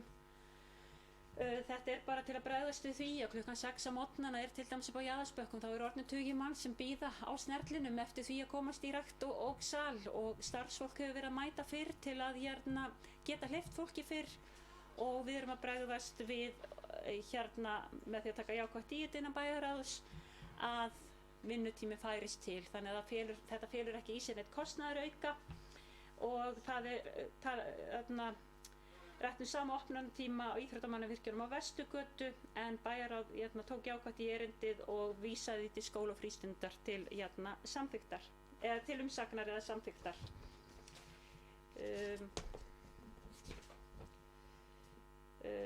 Til afgreiðslu.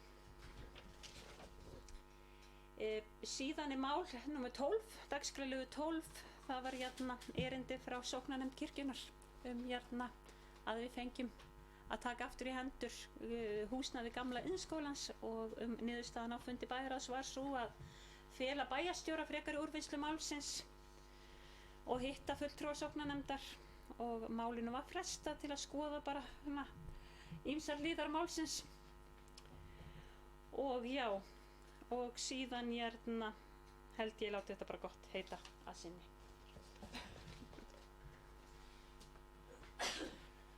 Takk fyrir, bæjarfulltrúi Elsa Lára Arnardóttir. Eru fleiri sem óska eftir að ræða fundargerð bæjarráðs? Svo ekki. Bæjarfulltrúi Rakel Óskarsdóttir, gjörðu svo vel.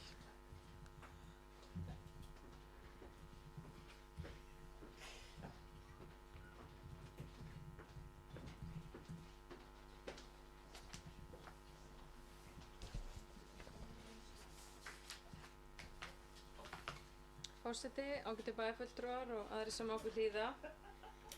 Það eru örfá mál sem mig langar að stoppa við í þessari fundargerð. Það búið að ræða höfði viðauki og ég ætla svo sem ekkert að hafa frekar orð það en sviðsmyndagreiningar rekstrarform. Ég ætla aðeins að fá að örstutt það. Ég veit að við erum eftir að ræða þetta en formaður bæjarráðs nefndi hér áðan að það sem vinnan sem við fórum í febrúar hafi verið að greina helstu ógnanir. Ég held þetta sé nú frekar þesslegt að við séum líka að reyna að greina tækifæri og við notum kannski einhver svona svótgreiningu þar sem við getum þá skoða bæði innri þætti og ytri þætti. Þannig að svo ég upplifi ekki Sjálfstæðisflokkinn einangra í þessu máli þá ætla ég bara að fá að leiðrétta formaður bæjarráðs í þessu. Annars að flýta sér formaður bæjarráðs að Ekkert mál. Annars ætla ég ekki að hafa frekari orð það. Var búin að skrifa alveg langa ræðu en við erum búin að ræða þetta svo mikið. En ég á það bara inni. Ég varðandi guðlaugina þá finnst mér aðeins að við erum að ræða það hér. Ég bókaði á þessum fundi undir þessum lið og ætla ég bara með leyfi forseta að fá að lesa hana. Á fjárhagsárinu 2019 hefur Akraneskaupstað aukið fjármagn til reksturs á Guðlaugu við Langasand að fjárhæð 4,5 milljónir sem ekki var gert ráð fyrir í fjárhagsáætlun þessa árs. Í ljósi þess er mikilvægt að bæjarstjórn Akraness fari vel yfir þennan málaflokk í vinnu sinni í fjárhagsáætlun ársins 2020. Jafnframt er mikilvægt í framhaldinu að huga að tekjumyndun mannvirkisins til að mæta kostnaði Akraneskaupstaðar. Opnunartíma Guðlaugar fyrir árið 2020 þarf að skoða samhliða gerð fjárhagsáætlunar. Akraneskaupstaður kaus að hafa aðgengi að Guðlaugu gjaldfrjálsa á árinu 2019 í þeim tilgangi að kynna mannvirki vel almenningi og bæta aðstöðu fyrir gesti. Það hefur heppnast vel og hafa gestakomur farið fram úr björtustu vonum okkar skagamanna og markmiðinu náð að gera Langasand að segli í ferðaþjónustu á Akranesi. Tilvitnun lýkur hér. Ég tek undir líka orð formanns bæjarráðs í þessu að ég held að allir skagamenn hafi verið á þeim vagni að þetta færi ekki svo óbúslega hratt og vel af stað. En ég er allavega á þeim stað og við í Sjálfstæðisflokknum að við þurfum að skoða tekjumyndunina. Það var alltaf hugsunin að fara af stað með þetta mannvirki með þessum hætti og sumum fannst of bratt farið. En það var líka kannski ástæða fyrir því við ákveðum að keyra þetta stað á síðasta kjörtímabili þar sem við fengum veglegan styrk í ferðamannasjóð ráðherra.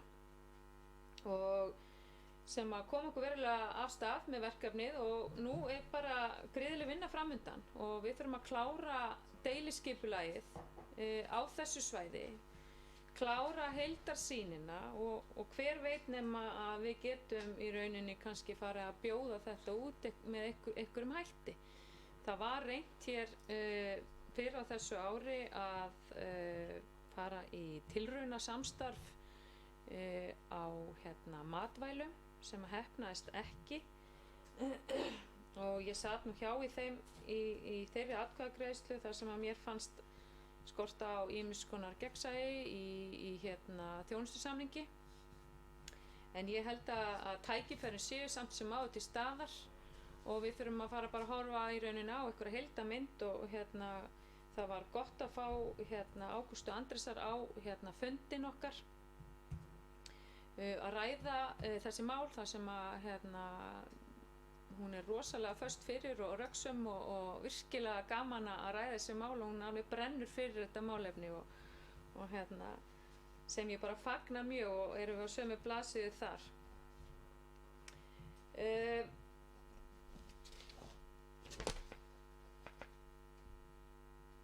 Svo bara er 15. liðurinn, sameining sveitarfélaga, það bæjarstjóri Sævar Freyr Þráinsson kom aðeins inn á landsþingið og það ályktun sem var þar kannski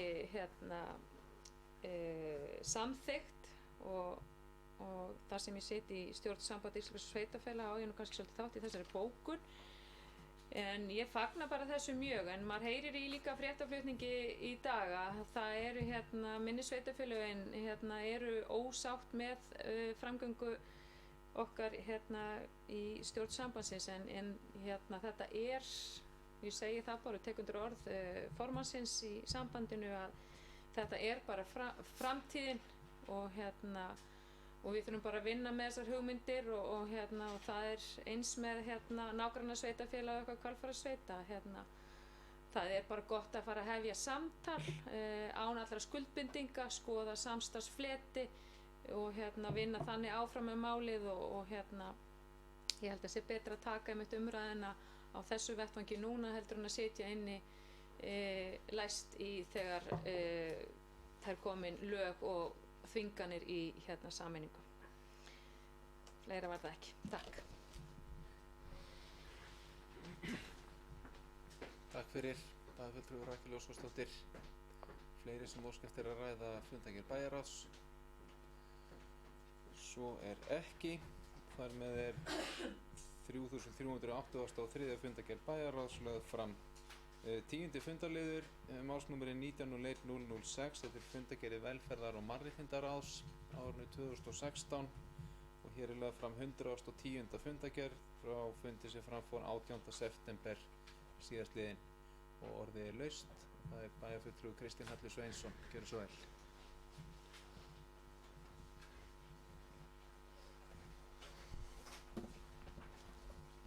Forseti, ágætu bæjarfulltrúar, bæjarstjóri og aðrir sem á hlýða. Þetta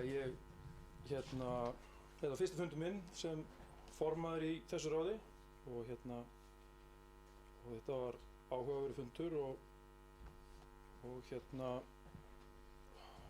maður að segja, gaman að taka þátt í þessu. Ég var mjög ánægður með fundamenn og starfsfólk og þá fagmennsku og gæsku sem að ríkir þarna. Ég ætla ekki að staldra við marga liði fundargerð öldungaráðs, þær voru lagðar fram innan okkar ráðs og það er þriðji liður. Þar virðist vera mjög öflugur hópur öldunga og annarra að fara af stað í vinnu og eru að kynna sér skipta með sér verkum og kynna sér þjónustu bæjarins. Síðan langar mig aðeins að minnast á 5. liðinn sem eru þjónustuíbúðir fyrir 67 ára eldri. Það kom inn erindi til bæjarstjóra sem að sendi það áfram til velferðar- og mannréttindaráðs til umfjöllunar. Á Akranesi engar þjónustuíbúðir en þetta er svona mál sem við ættum að hugsa og allavega var ákvörðun ráðsins að fela verkefnisstjóra á heimaþjónustu að kanna þörfina. Undir þessu liður langar við líka að tala atriði sem að bæjarstjóri gleymdi að minnast á. Það var ferð okkar í síðustu viku í heimsókn til Stéttarfélagsins Árs varðandi samvinnu við samvinnu vegna heimilis eða sem sagt íbúða fyrir fatlaða. Þetta var mjög góður fundur og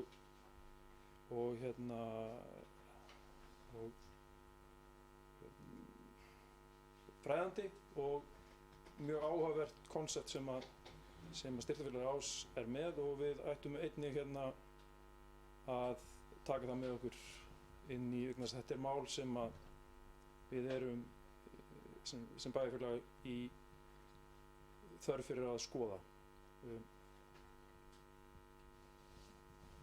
Fleira var það ekki.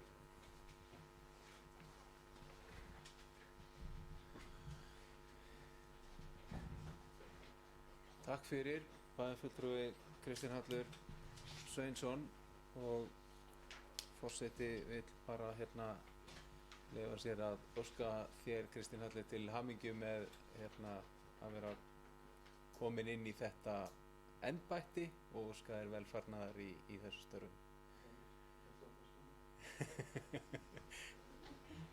Eru fleiri sem óska eftir að ræða fundargerð velferðar- og mannréttindaráðs að bæjarfulltrúi Ólafur Adolfsson. Gjörðu svo vel.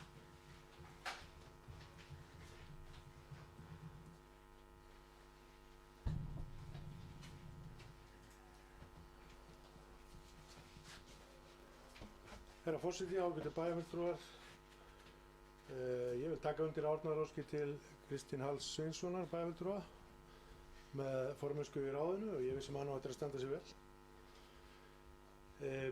Varðandi 5. liðinn sem voru þjónustuíbúðir fyrir 67 ára og eldri, þá langar mig bara til að rifja upp að svo mikla barátta sem var háð í rauninni á sínum tíma fyrir því að við myndum ekki nýta húsnæði að Dalbraut 6 til þess að búa til í rauninni hefur ekki að segja frístundamiðstöð fyrir aldraða eða aðstöðu til þess að veita hjúkrun eða aðstöðu til þess að eiga jafnvel samtal við lækni sem kveður á í rauninni í lögunum þjónustuíbúðir. Eina leiðin fyrir okkur til þess að geta skilgreint íbúðina sem þjónustuíbúðir var að við myndum bjóða upp á slíka þjónustu og hún var í rauninni ekki fyrir hendi að Dalbraut 6 og það var í rauninni kannski ástæðan fyrir því að við tókum háðum þessa miklu baráttu að hortið á Dalbraut 4 sérstaklega og þetta er þannig að það má eiginlega segja kannski að þjóðbraut 3 og 5 og þau hús sem að rísa á reiknum eru náttúrulega í slíkri nálægð við aðstöðuna fyrir eldri borgara að ég er eiginlega viss að við munum komast upp með að nýta þá þjónustu sem að þar er þó við fáum ekki kannski að kalla það þjónustuíbúðir. Við erum í þeirri stöðu að það hefur verið eiginlega engin íbúð á Akranesi sem hefur hægt að skilgreina í rauninni sem þjónustuíbúð sem uppfyllir þá þar sem fyrir aldraða sem uppfyllir þau skilmerki eða þær kröfur sem gerðar eru til slíkra íbúða. Þannig að svona rétt til að rifja upp gömlu baráttuna Dalbraut 4. Takk fyrir, bæjarfulltrúi Ólafur Adolfsson. Það eru fleiri sem óska eftir að ræða fundargerð velferðar- og mannréttindaráðs. Það er bæjarstjórinn Sævar Freyr, næstur á mælendaskrá. Gjörðu svo vel.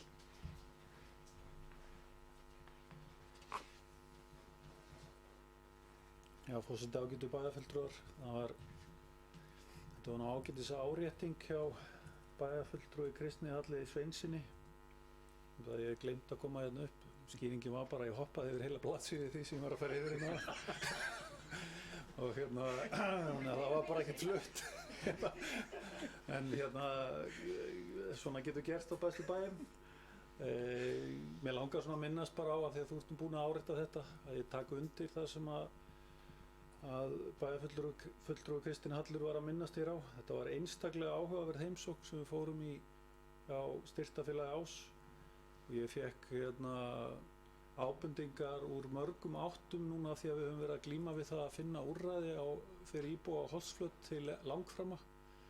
Og þær ábendingar komu meðal annars frá bæjarfulltrúa Rakel Óskarsdóttur að myndum skoða þetta ásamt því að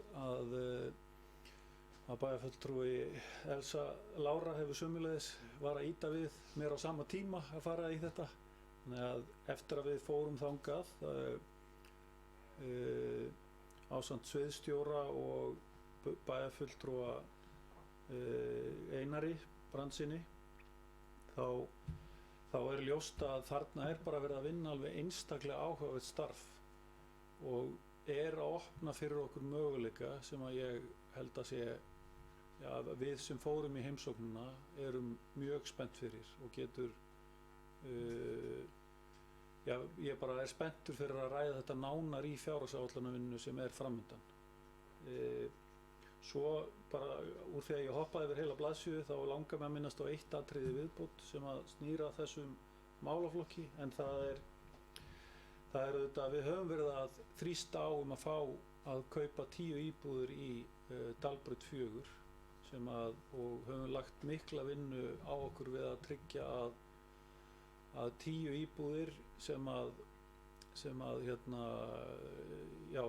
fara í byggingu þar á Dalbraut 4 og Þjóðbraut 3 að við fáum fyrirgreiðslu hjá Íbúðalánasjóði sem að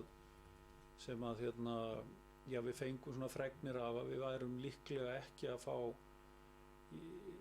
jákvæða niðurstöðu út úr því, út úr umsókn Hússjóðs Brynju, en eftir góðan þrýsting þá fengum við tækifæri til þess að skila sérstaklega inn viðbótargögnum og ég svona mjög vongóður að við fáum jákvæða niðurstöðu út úr þessu og það skilir sér í því að við getum farið að ræða einmitt möguleikana sem að bæjarfulltrúi Ólafur Adolfsson gerði hér svo vel grein fyrir rétt áðan. Ég hef lokið máli mínu og læt það vera að flytja ræðuna. Ég geymi hana bara alfarið til að flytja hana til mánuð. Takk fyrir bæjarstjóri Sævar Freyr. Eru fleiri sem óska eftir að ræða fundargerð velferðar- og mannréttindaráðs? Svo ekki og þar með 110. fundargerð velferðar- og mannréttindaráðs lögð fram. 11. fundarliður hefur málsnúmerið 19.007. Þetta fundargerðir skóla- og frístundaráðs á árinu 2019 og hér lögð fram til kynningar 113. fundargerð frá 17. september síðastliðnum og orðið laust fundargerð skóla- og frístundaráðs. Það bæjarfulltrúi Rakel Óskarsdóttir, gjörðu svo vel.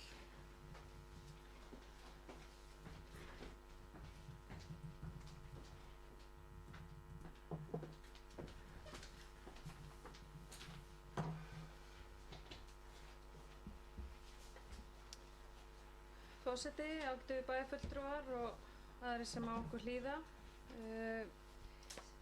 Mér langar aðeins að ræða eitt undir þessum lið, það sem sagt frávikagreining, fjárhagsáætlun og þriðji liður sem kannski tengist svo sem líka inn á annan liðinn. Ég vil nú byrja á því að taka undir það sem svo sem að í bókun skóla- og frístundaráðs að við erum gríðarlega heppin, við erum með mjög færa forstöðumenn í skólastofnunum sem að reka sínar stofnanir eins og sitt eigið heimili, ef má segja sem svo, og eiga þeir hrós skilið fyrir það. En í viðauka tölunum okkar sem við höfum, þá undir sem sagt lið 04 og 06 sem að í rauninni fara á þennan málaflokk sem eru fræðslu, uppeldismál og æskulýðs- og íþróttamál, þá erum við komið með núna 41 milljón rúma og tæpar 17 milljónir í viðaukum fyrir þennan hluta árs sem af en þar eru inni 16 milljónir í veikindapotti sem svo sem hefðbundin ráðstöfun, og þessir viðaukar eru teknir af handbæru fé, tækja, kaupa sjóði og svo víðara. Þannig að ég vildi bara minna okkur á það sem að við erum að fara á fullt í fjárhagsáætlunargerð, að reyna að skoða í rauninni þær viðauka beiðnir sem hafa komið frá skóla- og frístundaráði og öðrum sviðum til þess að kannski geta mætt þessu fyrr eða tekið kannski tillit til þeirra í fjárhagsáætlunarvinnunni. Þannig að þetta meira gert til þess að brýna okkur að ég komi hér upp. Takk.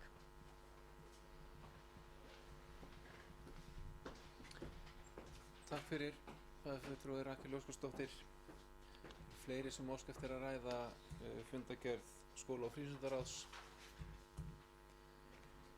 Svo er ekki og er þar með 100. og 13. fundargerð skóla- og frístundaráðs lögð fram. 12. fundarliður hefur málsnúmerið 19.01.008. Þetta eru fundargerðir skipulags- og umhverfisráðs á árinu 2019 og hér er að ræða eina fundargerð frá fundi nr. 126 sem fram fór þann 16. september síðastliðinn, og orðið er laust þessa fundargerð.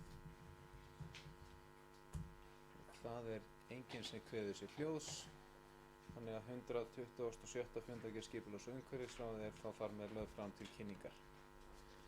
Þá erum við komin í 13. fundarlið. Hann hefur málsnúmerið 19.01.010. Þetta eru fundargerðir Höfða, hjúkrunar- og dvalarheimilis á árinu 2019 og hér er lögð fram 100. fundargerð stjórnar Höfða, hjúkrunar- og dvalarheimilis frá fundi sem fram fór þann 2. september síðastliðinn, og orðið er laust þessa fundargerð og það er bæjarfulltrúi Rakel Óskarsdóttir. Gjörðu svo vel.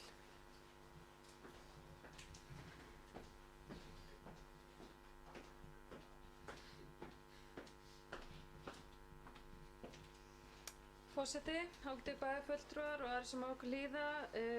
5. liður framkvæmdanefnd Höfða.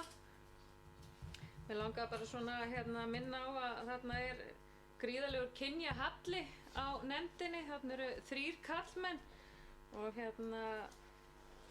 formaðurinn er karlmaður og svo 2 aðrir stjórnarmenn sem eru karlmenn, og ég veit ekki hvort þetta sé svona karllæg nefnd en bara að við höfum það hugfast að reyna að jafna kynjahlutföllin þegar við erum að skipa í nefndir og starfshópa.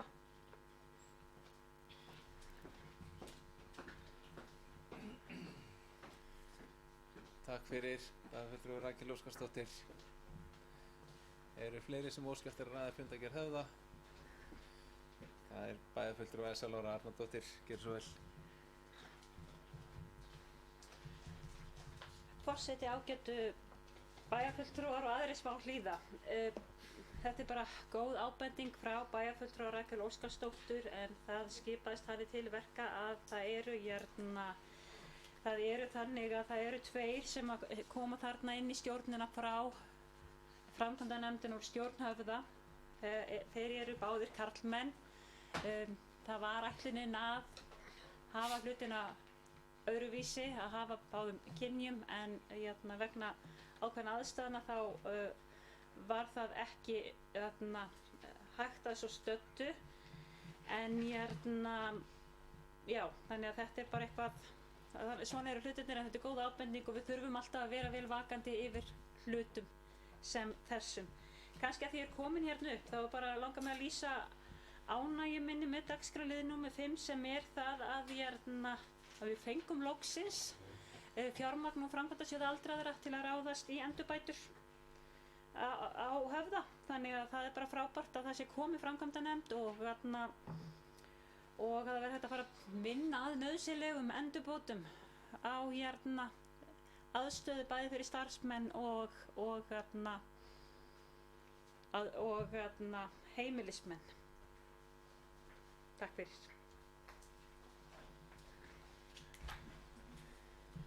Takk fyrir. Það fulltrúi Elsa Lára Arnardóttir.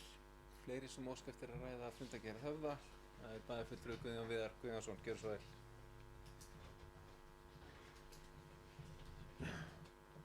Forseti, bæjarstjóri, bæjarfulltrúar og aðrir sem á okkur hlýða. Mig langar að forvitnast lið 5. Hver þessi upphæð sem komin einhver upphæð sem framkvæmdanefndin hefur til umræða? Og svo hérna í lið 7 starfsmannamál tilboð auðnast varðandi heilsufarsteymi.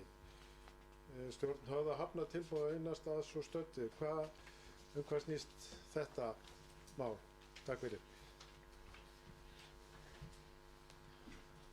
Takk fyrir. Bæjarfulltrúi Guðjón Viðar Guðjónsson. Bjóða Elsu Láru Arnardóttur að koma upp og svara. Gjörðu svo vel. Já, forseti, ágætu bæjarfulltrúar og aðrir sem á hlýða.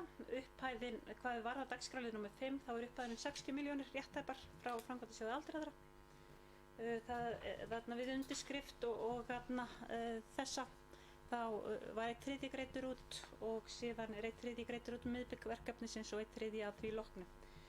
Og hvað var að 7 starfsmannamálin, maður sjá hvað þetta tilboð auðnast varðandi heilsufarsteymi. Nú undanfarin það hefur verið unnið að málum með auðnast núna inn á Höfða hvað varðar handleiðslu og annað slíkt. Og ég bara það bara algjörlega dottið út úr mér nákvæmlega rétta heitið yfir það sem stóð í þessum gögnum frá auðnast og út af hvað tilboðið hljóðaði, en þar sem við erum í rauninni nýbúin að vera í ferli og undir handleiðslu auðnast og við höfum bara rétt svo verið að ljúka því og erum ekki komin inn í nýtt fjárhagsár, þá erum við ekki við þessu aðstóðstödd.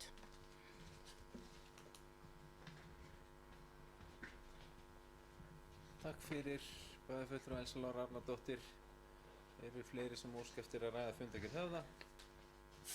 Svo ekki og þar með 100. fundargerð stjórnar Höfða lögð fram til kynningar. 14. liður á dagskrá. Málsnúmerið 19.01.021 og eru fundargerðir Orkuveitu Reykjavíkur á árinu 2019. Eru lagðar fram 2 fundargerðir, nr. 277 og 278 og forseti ætlar að óska eftir að fá að víkja sæti og biðja varaforseta sem þá í dag bæjarfulltrúi Elsa Lára Arnardóttir að stýra umræðum undir þessu lið.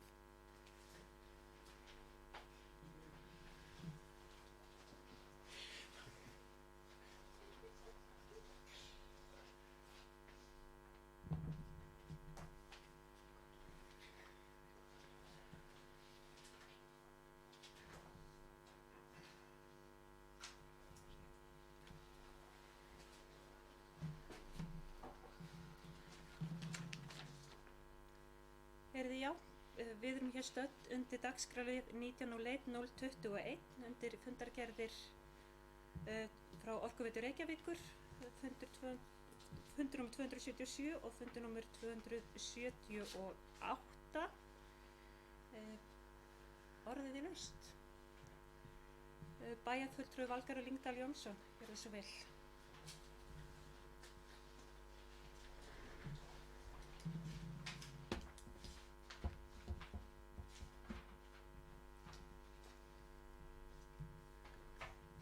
Forseti, ágætu bæjarfulltrúar.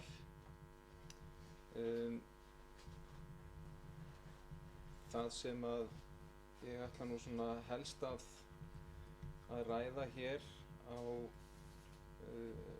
af þessum fundum er árshlutauppgjör sem að er í rauninni fundarliðir á báðum fundunum.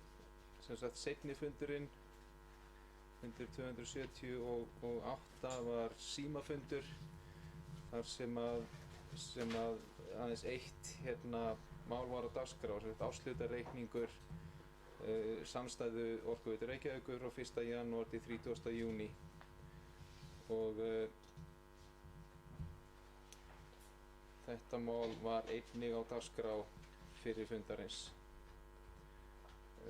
Annað mál á dagskrá þar, sem sagt 6 mánaða uppgjör og ég held að uppgjörið sé í fundargögnum bæjarfulltrúa, sem sagt samandreginn árshlutareikningur frá 1. janúar til 30. júní 2019 og það eru svona nokkur atriði þarna sem að ber að svona aðeins kíkja á. Svona á heildina litið að þá er þetta sem sagt þannig að hagnaður af rekstri samstæðunnar á tímabilinu 1. janúar til 30. júní nam 3.349 milljónum en á sama tíma fyrir ári, sem sagt 1. janúar til 30. júní 2018, að þá var þessi tala 4.200 milljónir. Heildarafkoma samstæðunnar á tímabilinu 1.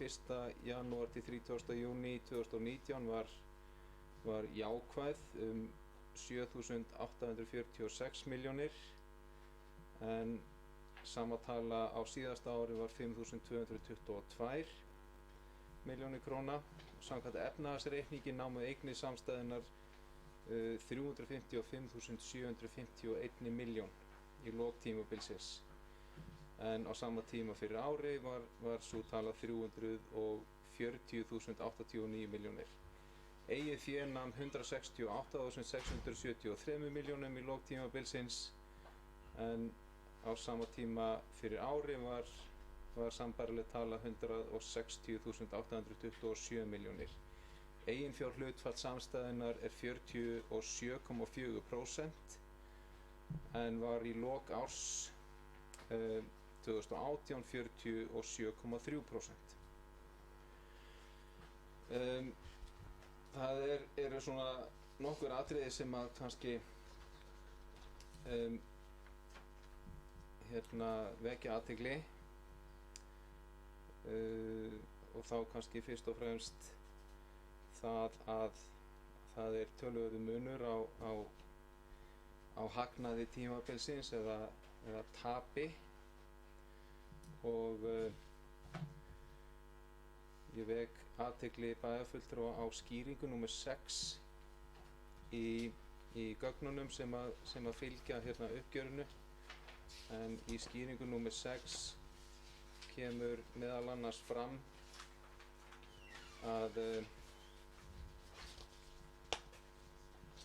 mikill munur á lið sem að heitir gangvirðisbreytingar innbyggðra afleiða í raforkusölusamningum og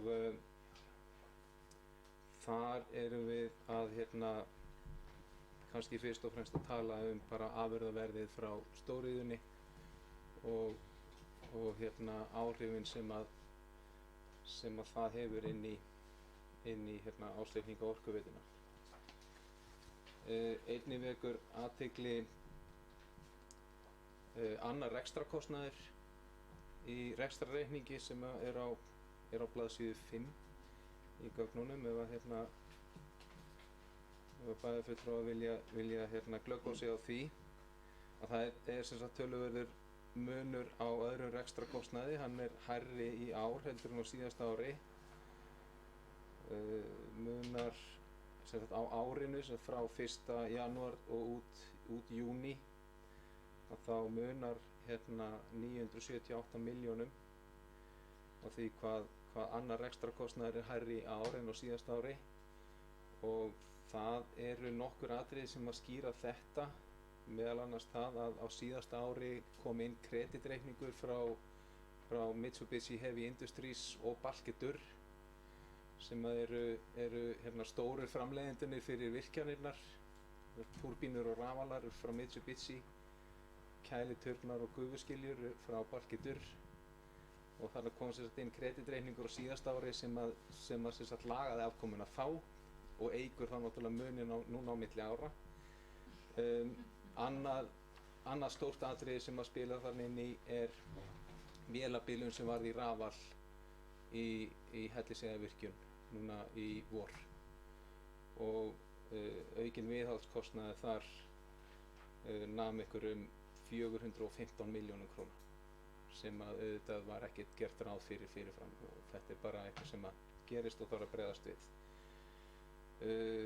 Einnig má nefna aukin kostnað í götulýsingu á 160 milljónir, en sá kostnaður að hann kemur síðan tilbaka í auknum tekjum.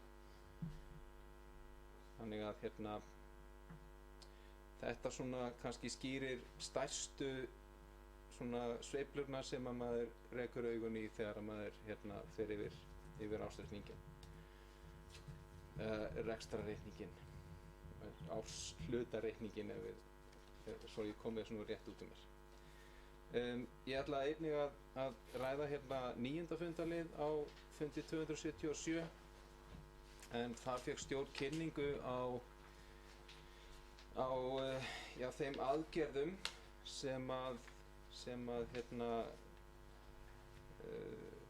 svona er núna verið að skoða að ráðist verði í rauninni til að bæta vesturhúsið á Bæjarhálsi 1, og eins og allir vita að þá er vesturhúsið á Bæjarhálsi 1 bara hreinlega ónothæft vegna raka og myglu, og þær hugmyndir sem að okkur voru þarna kynntar, þær ganga út á það að slútandi veggir verði gerðir beinir, þannig að bara allir veggir verði lóðréttir. Grind núverandi hús sem burðarvirki sjálf, það hérna hefur fullt gildi og heldur sér, en veggirnir, allir útveggir, verða strípaðir innan úr burðarvirkinu. Grindin síðan lengd, sem sagt fyrstu hæðirnar, þriðja hæðin ef ég man rétt er óbreytt, og síðan hæðirnar þar fyrir ofan, þar verður burðarvirkið stytt, þannig að allir veggir verða lóðréttir, og síðan settar heilar einingar inn í burðarvirkið með hérna útveggjum og nýjum útveggjum og gluggum. Og þetta er feikileg framkvæmd og feiknadýr, en af því að ég held og ég held að það sé svona mat stjórnar að þetta sé einfallega nauðsynlegt til þess að bjarga þeim verðmætum sem að liggja í þessu húsi. Fleira ætlaði ég svo sem ekki að taka sérstaklega fram, en hérna reynum mitt besta til að afla upplýsinga ef að hérna bæjarfulltrúar hafa ykkur spurningar. Takk. Þakka þér fyrir bæjarfulltrúi Valgarður Lyngdal Jónsson. Eru það fleiri bæjarfulltrúar sem vilja taka til máls? Bæjarfulltrúi Rakel Óskarsdóttir tekur til máls.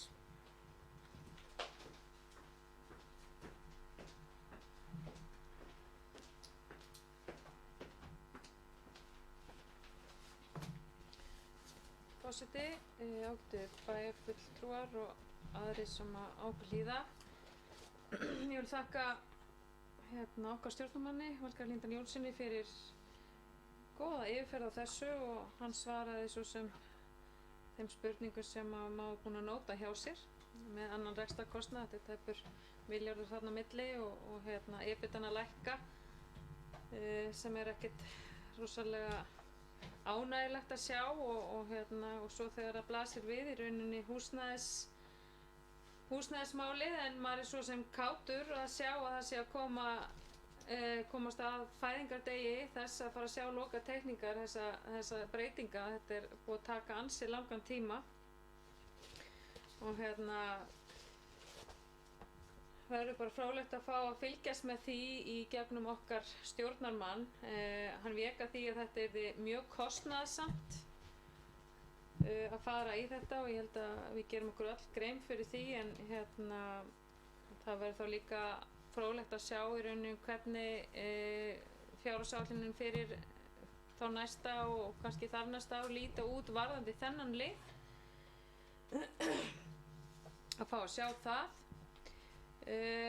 Mig langar líka að minnast á í þessari fundargerð. Það er talað innri endurskoðunarnefnd Reykjavíkur. Við vorum öll sammála því hér þegar þessu var breytt endurskoðunar málum Orkuveitunar að þetta yrði ekki fært inn til borgarinnar og okkur var selt það sem tímabundin ráðstöfun og ég og Bjarki í fyrrverandi stjórnarmaður í Orkuveitu Reykjavík frá Borgarbyggð töluðum mjög gegn því að þetta færi til Reykjavíkurborgar og minni nú að við höfum látið bóka það sérstaklega. Þannig að ég heldur bara kannski forvitnast hjá Valgarði Líndal Jónssoni, okkar stjórnarmanni þarna inni, hvort að þetta hafi eitthvað verið borið á góma núna nýlega og þá hvort það væri ekki ráð að heyra í fulltrúa okkar eða fulltrúa Borgarbyggðar í stjórninni, Halldóru Lóu, hvort það ekki að taka bara upp þráðinn þar sem frá var horfið og segja að þessari tímabundnu ráðstöfun innri endurskoðun hjá Reykjavíkurborg hjá Orkuveitu Reykjavíkur sé liðin. Takk. Þakka fyrir bæjarfulltrúi Rakel Óskarsdóttir. Eru það fleiri bæjarfulltrúar sem að bæjarfulltrúi Ólafur Adolfsson óskar eftir að taka til máls?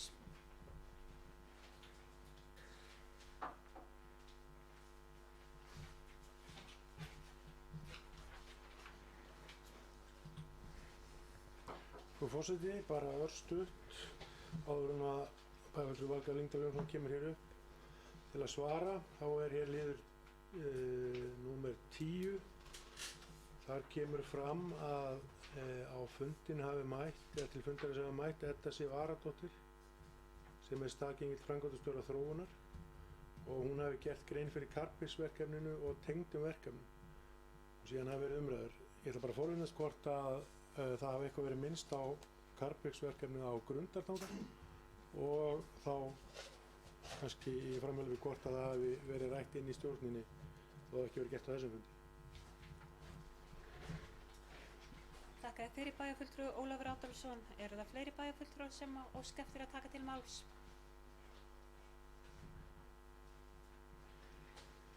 Bæjarfulltrúi Valgarður Lyngdal Jónsson, gjörðu svo vel.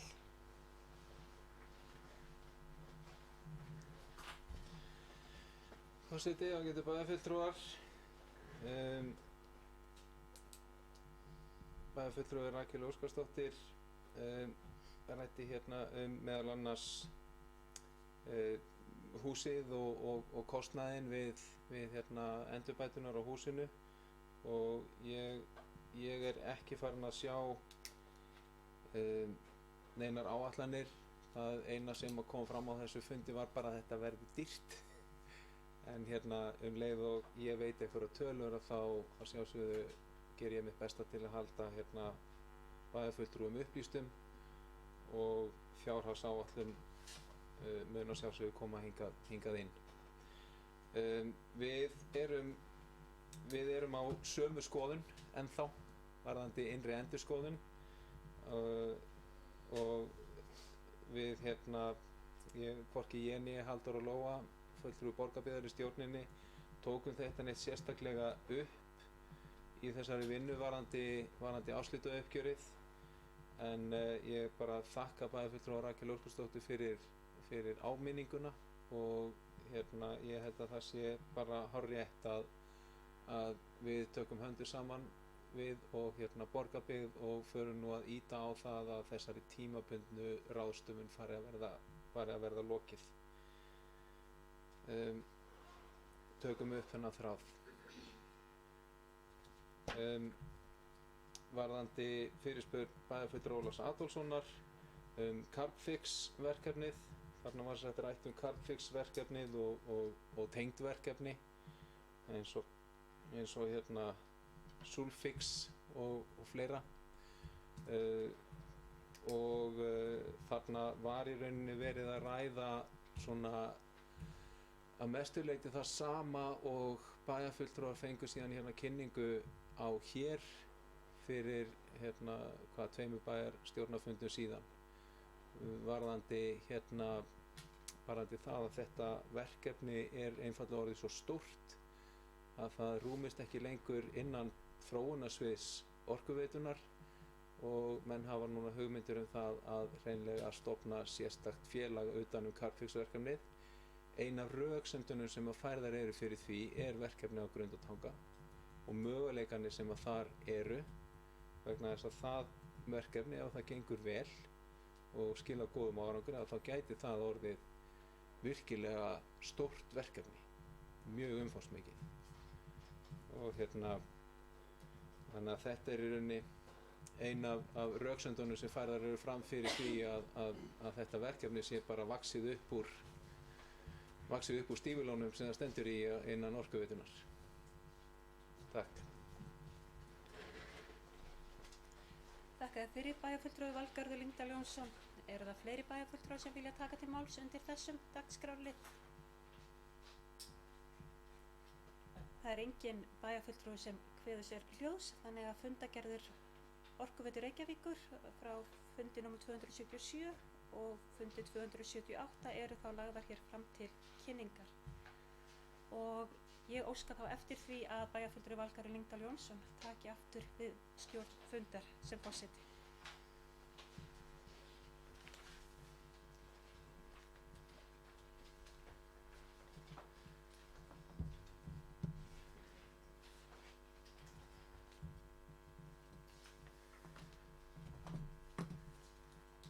Takk fyrir. Ég þakka bæjarfulltrúa Elsu Láru Arnardóttur fyrir aflýsinguna og sé ekki rétt að óska þér einnig til hamingju með þessa frumraun í stóli forseta bæjarstjórnar. Það einn fundaliður eftir á dagskrá þessa fundar. 15. fundaliður hefur málsnúmerið 1901 022. Þetta fundargerð Faxaflóahafna árinu 2019 og hér lögð fram fundargerð stjórnar Faxaflóahafna frá 20. september síðastliðnum. Og orðið laust þessa fundargerð. Það bæjarfulltrúi Ragnar B. Sæmundsson. Gjörðu svo vel.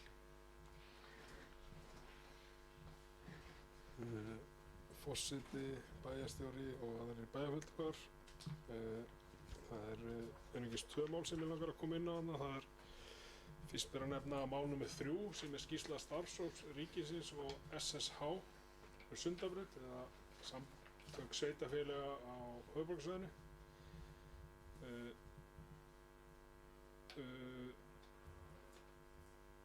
Sundabrautin náttúrulega virkilega mikilvæg samgöngubót fyrir okkur og ég ásamt bæjarfulltrúa Óla Adolfssyni sitjum í stjórn Faxaflóahafna og höfum lagt mikla áherslu á það að þessu máli sé haldið vakandi og það sé unnið í þessu. Á þessu fundi var hafnarstjóra falið að vinna minnisblað fyrir næsta fund það hvaða áhrif þessi 2 kosti sem eru taldir fram þarna, annars vegar jarðgöng og hins vegar lágbrú munu hafa á hafnarstarfsemina. En jafnframt líka var áréttað að, eins og bæjarfulltrúi Óla Adolfsson kom hérna inn á fyrr á fundinum, að það er mjög mikilvægt að Reykjavíkurborg fari líka að stíga svolítið fast niður og segja hvað þeir vilja. Því í mínum huga verður aldrei að þessari framkvæmd nema Reykjavíkurborg að hluta til leiði hana.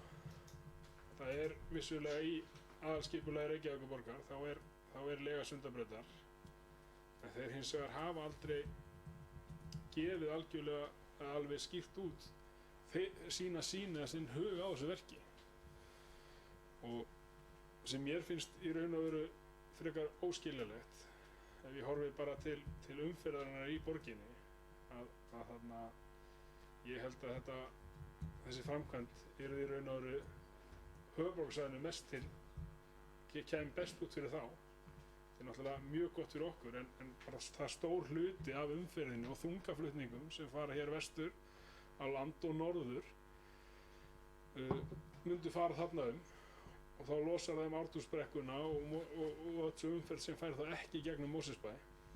Þannig að það er mjög mikilvægt og við komum því áleiðis að Reykjavíkurborg kæmi svolítið skýrt fram með sinn vilja og eins náttúrulega þetta minnisblað að þarna, og þetta er náttúrulega,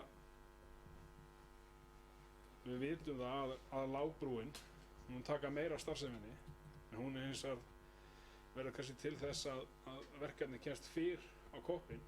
Það er mjög dýrt að fara í mikla jarðgangagerð þarna og mér finnst það þarf að vega og meta alla kosti, ekki bara kostnaðinn raunverulega á Faxaflóahöfnum, heldur allan kostnaðinn sem lýst að þessu og það er mjög mikilvægt að þetta verkefni komist fljótlega á koppinn og verði ekki næstu 20 árin bara í umræðinni. Svo langar mér líka að nefna lið númer 4 sem er jafnlaunavottorð. Þetta er mjög ánægjulegt verkefni. Þó það sé náttúrulega þannig að við eigum ekki að þurfa í rauninni að taka upp jafnlaunavottorð þannig, en það er samt þannig. Og hjá fyrirtæki eins og Faxaflóahöfnum þá vinna hlutfallslega fáar konur. En það er líka mjög mikilvægt að fyrirtækið það hefur markaðsstefnu að reyna að sækja þar fram. En það er bara samt sem áður þannig að það eru mjög fáar konur vélstjórar og mjög fáar konur skipstjórar. Þannig að þetta er náttúrulega aðalega störf á skrifstofunni og jú, í hafnarstarfseminni. Þar hafa menn líka verið að sækja í menn með reynslu, fáinn starfsmenn með reynslu af hafnarstarfsemi og þar eru því miður fáar konur. Það bara vonandi breytist. En þetta er allavega gott skref og mjög ánægjulegt skref að þetta hafi verið stigið.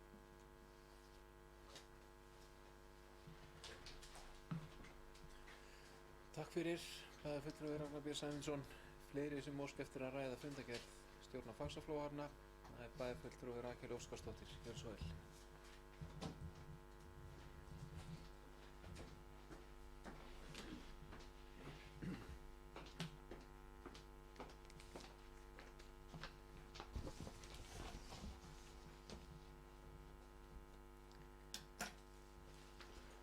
Forseti, ágætu bæjarfulltrúar og aðrir sem á okkur líða. Annar liðurinn á þessum fundi Faxaflóahafna er fjárhagsáætlun ársins 2020, þar sem gerð var grein fyrir meginatriðum í fjárhagsáætlun 2020 og svo fyrir 21 og 24.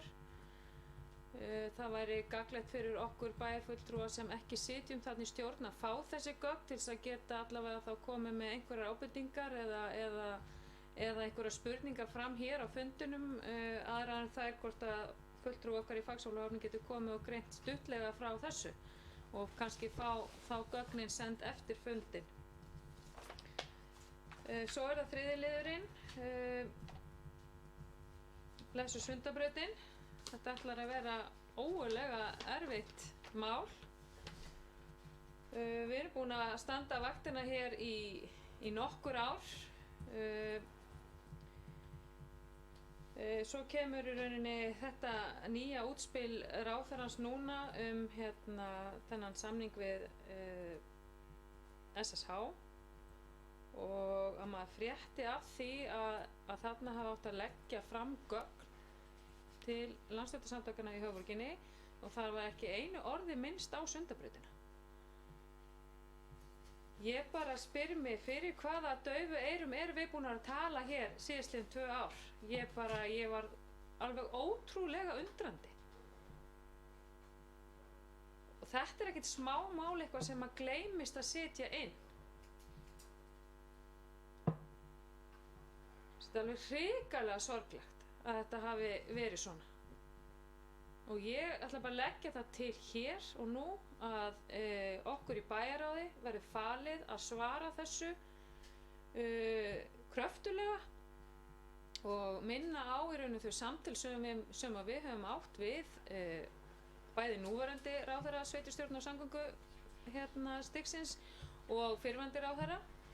Það sem að mig minni nú að ég hafi setið á landsþingi sambands íslenskra sveitarfélaga í panel með ráðherra þar sem að hann talaði bara að það væri engin frestun á þessu verkefni og þessi upptaka eflaust til inn á vef sambandsins og mér finnst bara allt í lagi að rifja það upp að við látum ekki bjóða okkur þetta er ekki hagsmunamál okkar Akurnesinga þetta er ekki síður höfuðborgarinnar og ég veit ekki hvað við getum gert til þess að opna augu og eyru borgarfulltrúanna í Reykjavík af því það virðist vera sem að það sé lítill áhugi og sumir hafa þeirnum bara lýst því yfir að það sé engin áhugi og þarna þurfum við bara að fara að beita pólitískum þrýstingi á okkar fólk sem að situr í borginni að þetta er ekkert annað en pólitík og við málum geta unni saman í því og við höfum sýnt það og ég bind mikla vonir við það að Ólafur Ratarsson bæjarfulltrúi verði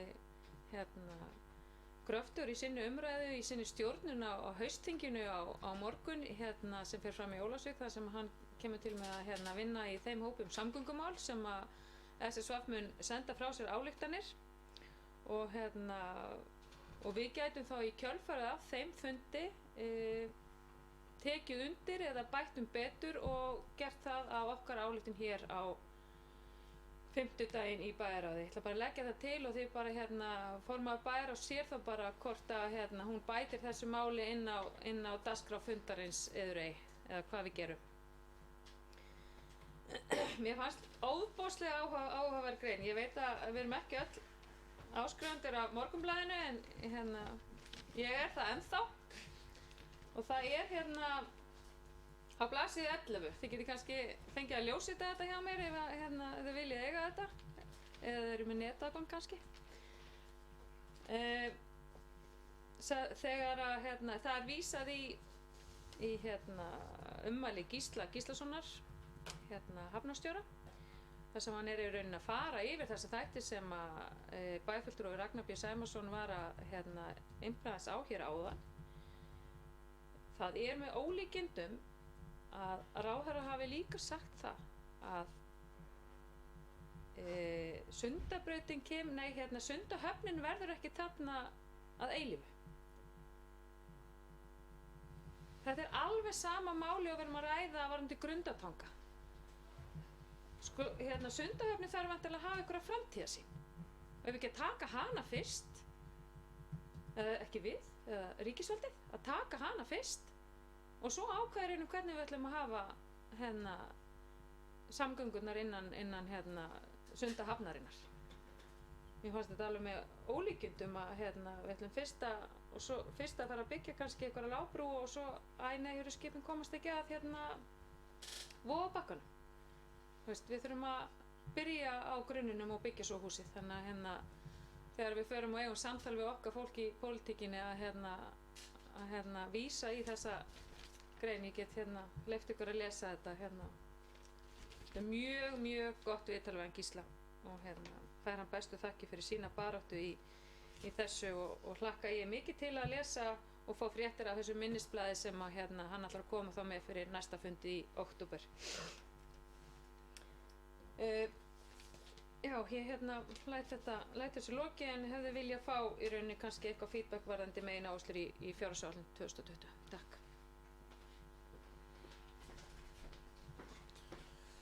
Takk fyrir bæjarfulltrúi Rakel Óskarsdóttir. Fleiri sem vilja ræða fundargerð stjórnar Faxaflóahafna. Bæjarfulltrúi Elsa Lára Arnardóttir, gjör svo vel. Forseti, ágætu bæjarfulltrúar og aðrir sem á Hlíða.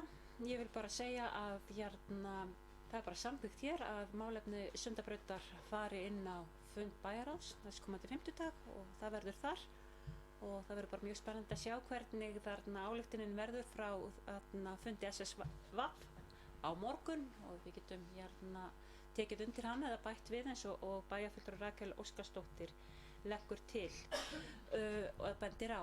Ég vil líka segja það að þegar að fréttaflutningur var aðeins eitthvað að væri tvísýnt Sundabrautina þá hringdi ég auðvitað bara í minn ráðherra samgöngu og sveitarstjórnar ráðherra Sigurð Inga Jóhannsson og lét heyra í okkur að orð skyldu standa og þess vegna fagna ég því að við sjáum það núna í þeim tillögum sem hvað varðar höfuðborgarpakkann að ákveðum Sundabraut séu þar inni, en ég tel líka bara mikilvægt og hafði hugsað mér það að hafa þetta mál inni á bæjarráðsfundi á fimmtudag, þannig að það verður þar.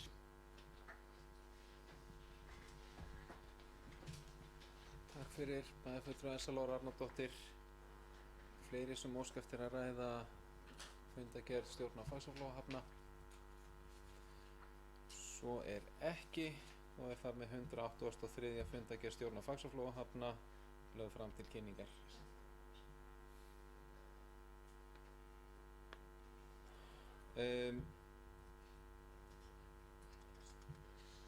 Fleiri mál eru ekki á dagskrá þessa fundar og